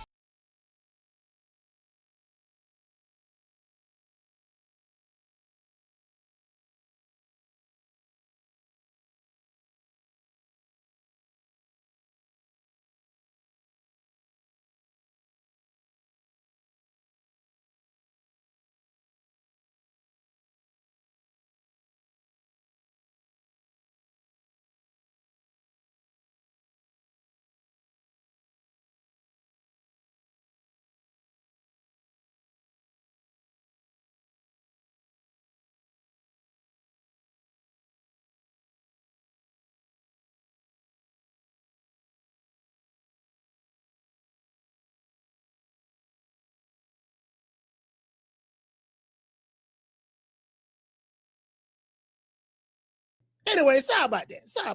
My bad. God damn. Anyway, back to what I was saying. The problem is this here. Hold on, this is the problem. The problem is, okay, fam, we not, he's saying it's complicated.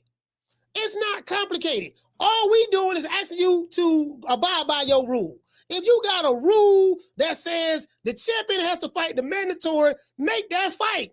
Don't be picking and choosing when you want to apply the rules.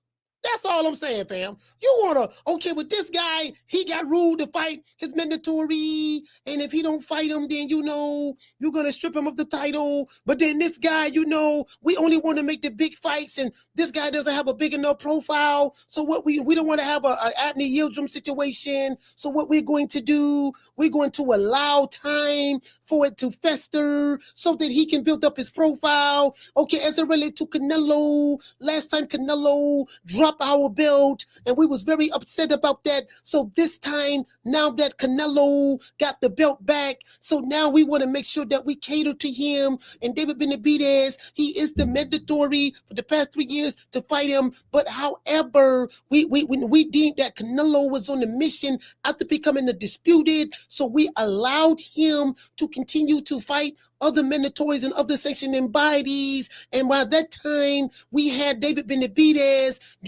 fight another series of elimination bouts in the lead up to finally becoming the ultimate mandatory to fight Canelo Alvarez. And then when 2025 came, we was going to make him the mandatory. We was going to mandate the fight between him and Canelo in the next 2 weeks. And the next thing I know, miraculously, David Benavidez and his team decided to move up to light heavyweight, removing themselves from contention of fighting Canelo for the undisputed title. True.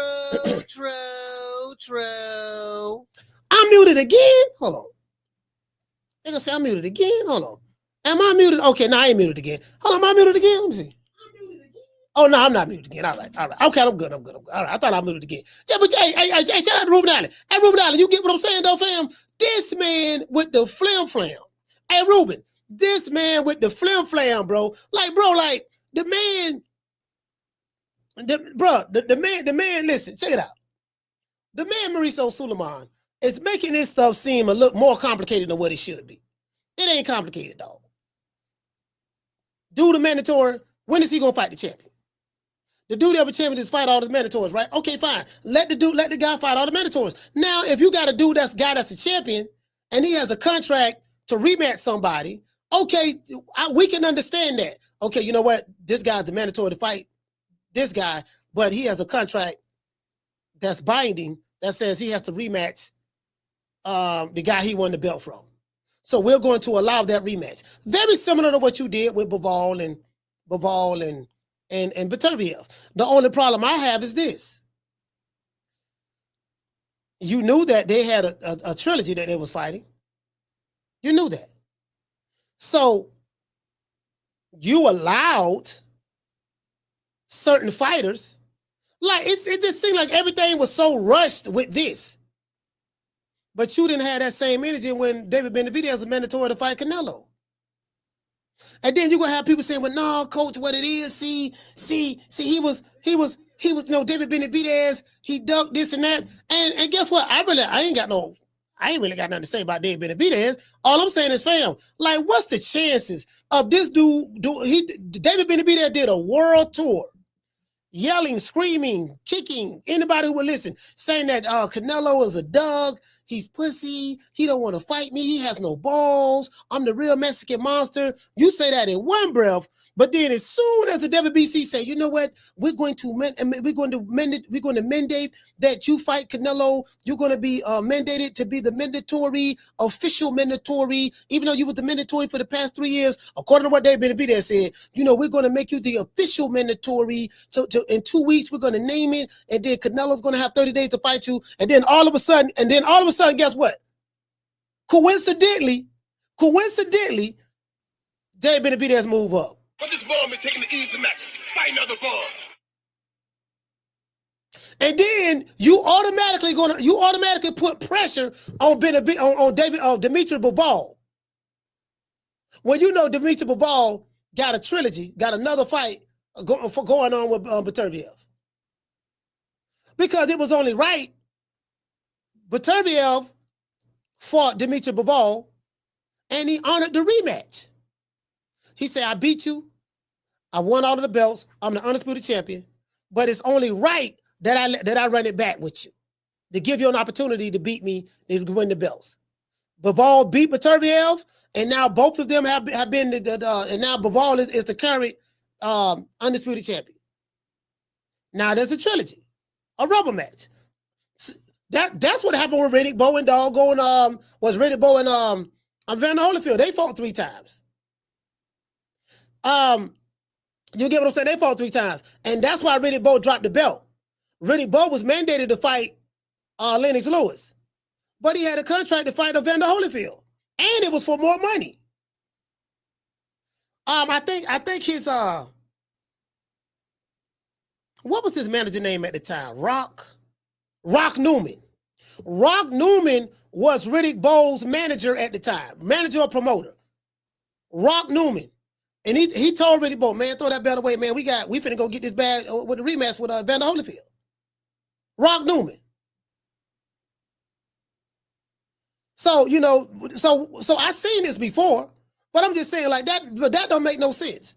David Benavidez has been waiting to fight Canelo for all of these years, and then all of a sudden, mysteriously, miraculously, right when the WBC publicly announced, well, we are going to officially, after 3 years, you know, mandate David Benavidez to fight Canelo, and Canelo has 30 days in order to negotiate a deal to fight the Mexican Monster, and then all of a sudden, David Benavidez move up. True.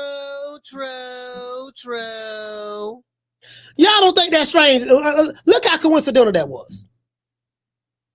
Look how coincidental that was. Look how that just so happened to work out.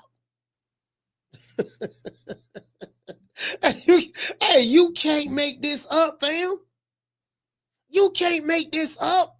And that's why I always play this clip. But when you are put in a certain position, he should be he's able to, like me. You know, when I was in a position, I can pick and choose who I want to, because I earned that right. Bruh, you can't make this up. Picking and choosing. you know, picking and choosing. You know, no, I don't want to fight that puto right there. I want to fight him.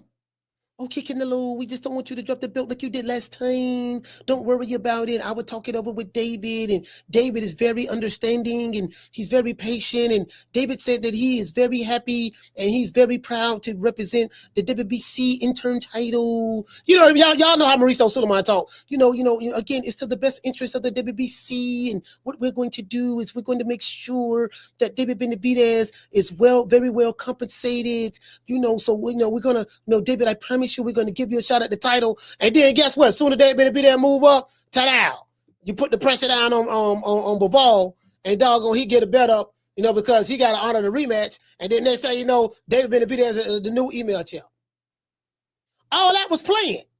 Like, look how, hey, Miss Black Panther, look how coincidentally, like, look how everything just laid out perfectly. Look who benefited from it. Look how it all just laid out perfectly. Just coincidentally. You was quick to strip Bivol, or Bivol, I think Bivol dropped the belt. Yeah, he ended up dropping the belt. But you ain't had that type of speed with Canelo and David Benavidez. That's why I told y'all everybody was in on it. I told y'all that everybody was in on it. Team Benavidez, Team Canelo, PBC, WBC, everybody was in on it. Everybody was in on it. It was a plan from the beginning. Look, this how it's going to be. You ain't going to fight Canelo. You know I ain't going to fight Canelo. Canelo ain't going to fight you. He say he want to fight you. So cool, but we do not want Canelo to drop that belt because we make a lot of money from him defending the title and with sanction fees. So what I need you to do, David, I need you to work with us. I need you to fight a series of elimination bouts on the internship. You're going to fight Caleb Plant. You're going to fight doggone, you're going to fight Caleb Plant. You're going to fight Demetrius Andrade. You're going to fight David Morrell. And I promise you, baby boy, I'm going to take care of you on the back end. I'm going to get you the belt. And that's what happened. True. That's what happened. That's exactly what happened. He coming up here talking all this word salad. You get what I'm saying? Hey, Miss Connie. Shout out to Miss Sheila. He talking all this word salad like we don't know what's going on.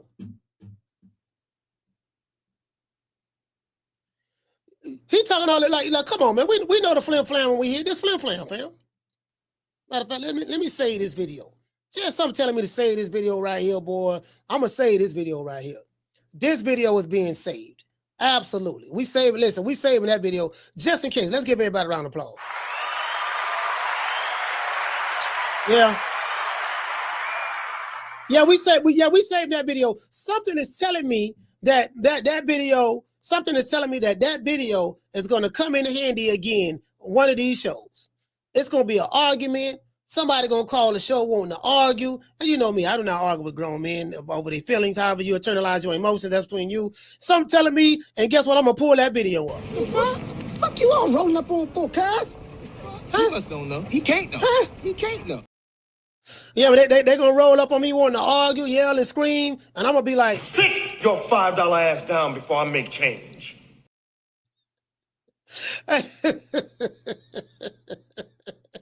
all this. I want you to call me. All that running up on me with all that energy, huffing and puffing, hollering about talking crazy. I need to talk to you right now about my royalties and how you keep your books. My office hours are from 9 to 5. Fuck your office hours. I need to talk to you right now, motherfucker. Yeah, nah. We ain't doing that, fam. We ain't doing that. Nah, we ain't doing that. Nah, look at all that flam popping that week, holler about what you gonna do and all that stuff there, talking about lovers and friends. We ain't with all that. Make it last. Make it last forever. Darling, I love you.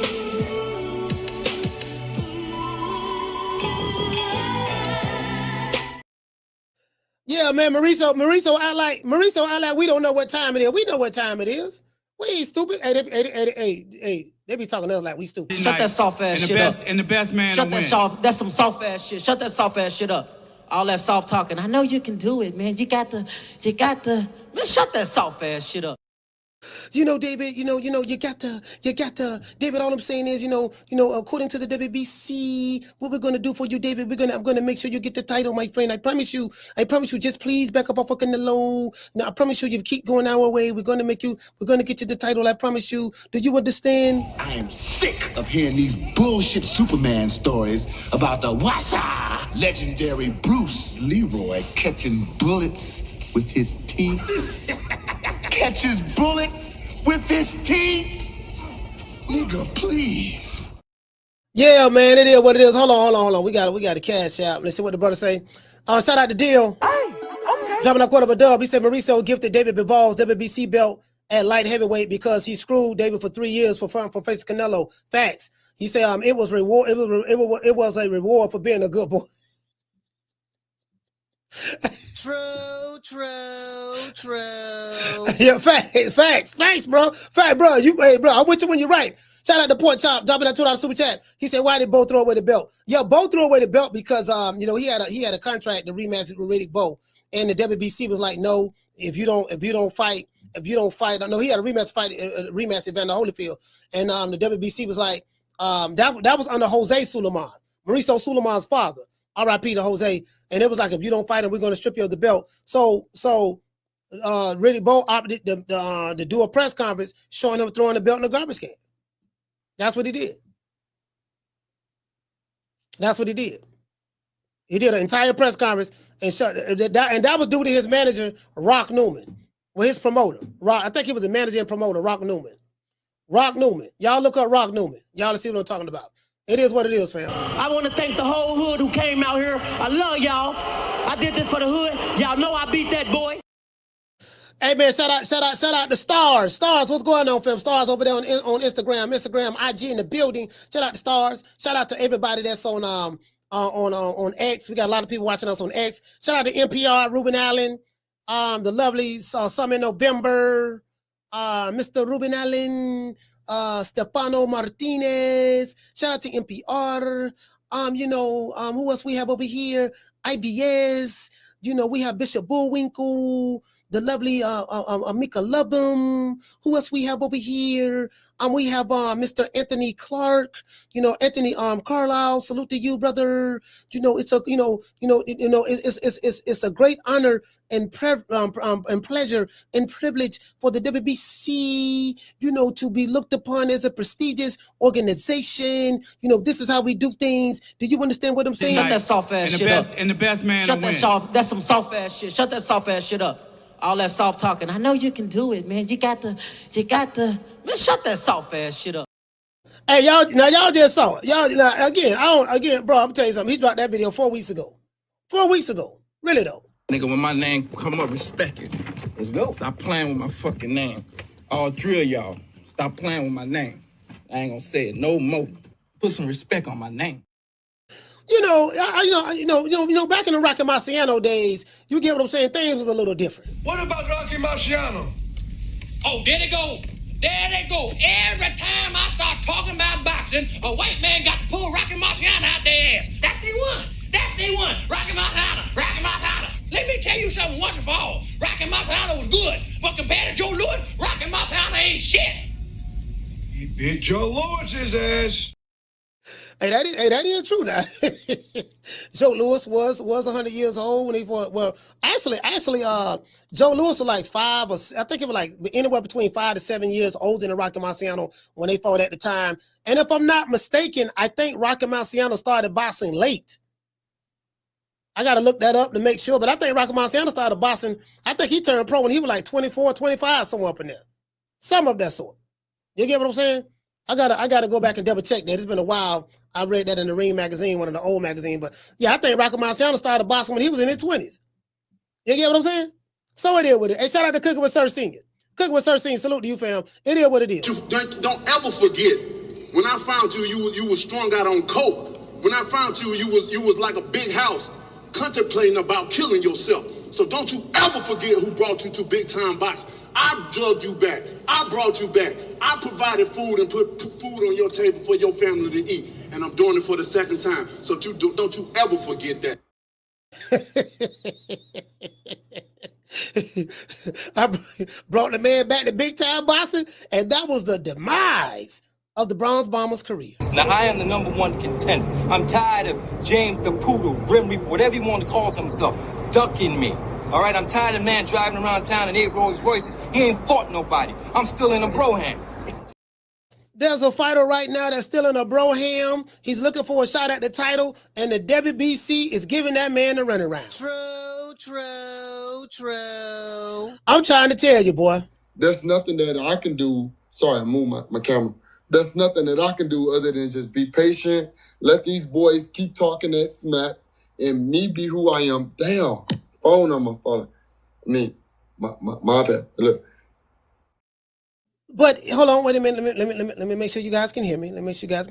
But even though that I have a lot of criticism for Mauricio Suleiman, and I talk a lot of trash about the WBC and how they do things, we still love them. I still love you.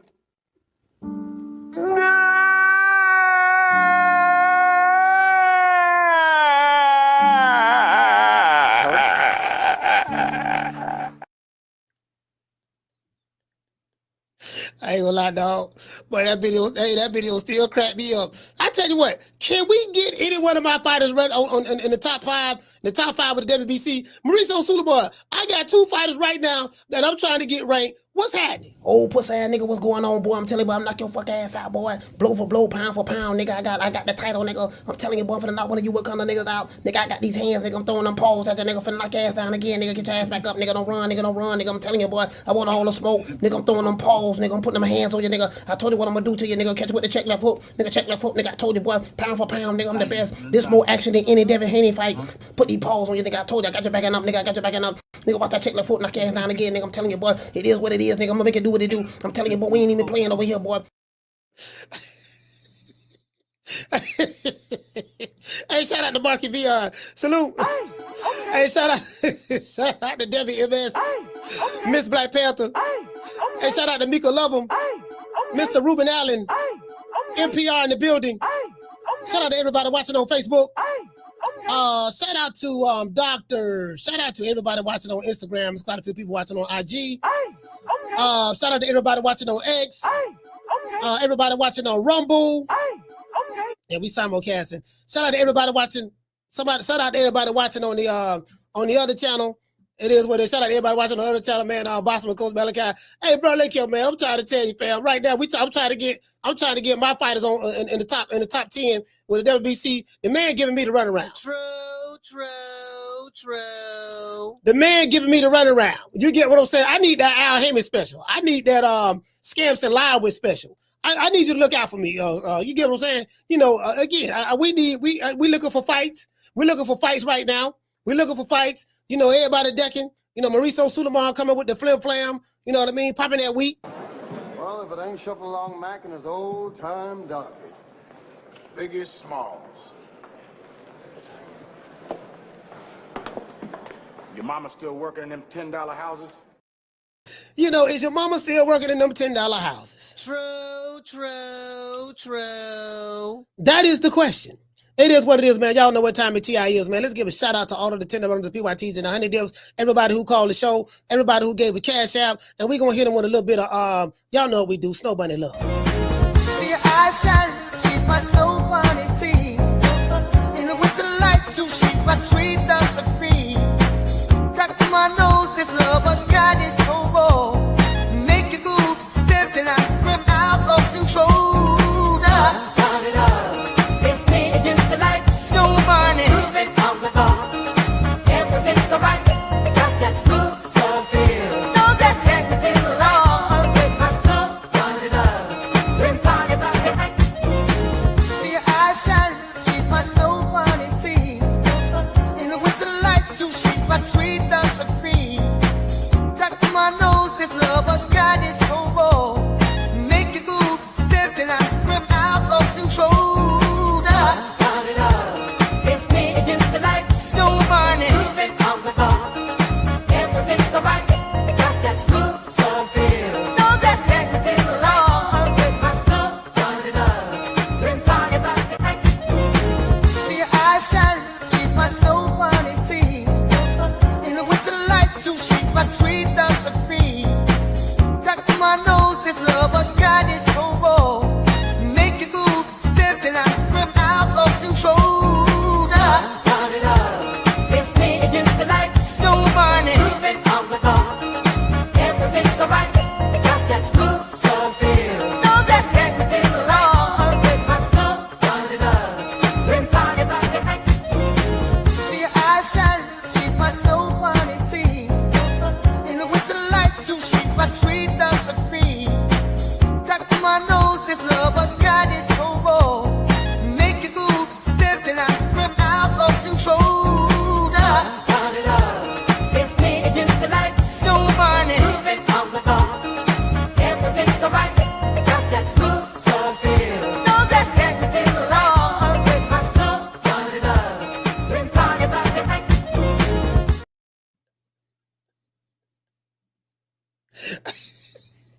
Hey, well, I know. Hey, he wrong. Hey, man. He wrong. You don't do the Prince of Pan-Africanism like that. You do not do the Prince of Pan-Africanism like that. Hey, shout out to Miss Black Panther. Okay. Shout out to Miss Cuddy. Okay. Shout out to Sheila from Houston. Okay. Trey Assad. Hey, shout out to the Cardenas. Shout out to Miss Connie. Hey, shout out to Mika Lovem. Brandy Sweet Like Candy. Hey, shout out to Foodie. The one and only Mr. Ham. Hey, shout out to Marky Beyond. Who else we got in the building? Shout out to School on X-Man. Man, he said, what's the name of this track? I would have thought you'd better figure that out, fam. It's called Snow Bunny Love. It's called Snow Bunny Love. I mean, even if you didn't know the name, you would have to assume that's the name of it. True. Anyways. Yeah, they do. Yeah, you a troll. Yeah, troll on, player, troll on. Shout out to Marky B. Salute to you, fam. Let's see. Shout out to who else we have? Hey, shout out to Cook with Sir Senior. Shout out to your boy Mambo. Curtis Robinson. Who else we have? Shout out to Round One. WMS. Mr. Kenneth Johnson. The lovely Miss Black Panther. Shout out to La Jessica. Air Dog in the building. Deal 87. Shout out to Mr. Cook. Cooking with Sir Senior. Who else we have? Shout out to Daniel Agnew. J Kid. Shout out to the Great Gambino. LJ Wright. I will give everybody else a shout out that I missed right after these messages. We're going to make it do what it do. Y'all know what time of TI is, man. Y'all know how we get it over here.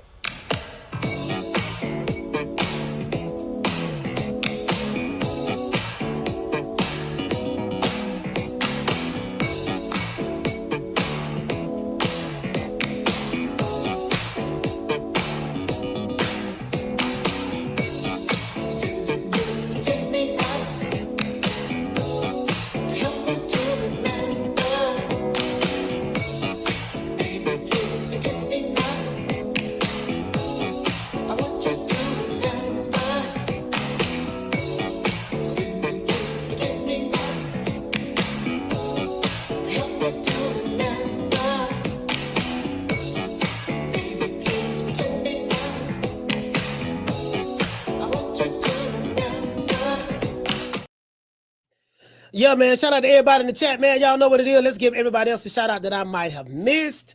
Let's see. Shout out to who else we have in the building? Shout out to round one. Hey, okay. Cali Kid, what's going on, fam? Hey, okay. Throwing straight facts. Hey, okay. Let's see. Jamie from New York. Hey, okay. Who else we have in the building? Shout out to Ed Dog in the building. Hey, okay. Shout out to everybody watching on Facebook. We got a little crew watching on Facebook. Shout out to everybody watching on X. Much love. As a matter of fact, Kasim, let's see. He said, y'all get y'all shit together. So tell we got work to do. Lord have mercy. Yeah, this it right here. This it right here. Okay. He said we all got work to do. He said, get y'all shit together. We got work to do. Okay, this it right here. I'm looking at a post that hold on, let me show y'all something right here. Let me show y'all something right here before we go. This brother right here, this is my brother Kasim. He's from Omaha, Nebraska. And this is Big Wayne. This is Wayne. When you see these two dudes, now this brother right here, he's a member of the Nation of Islam. Kasim, right? Brother about 6'5".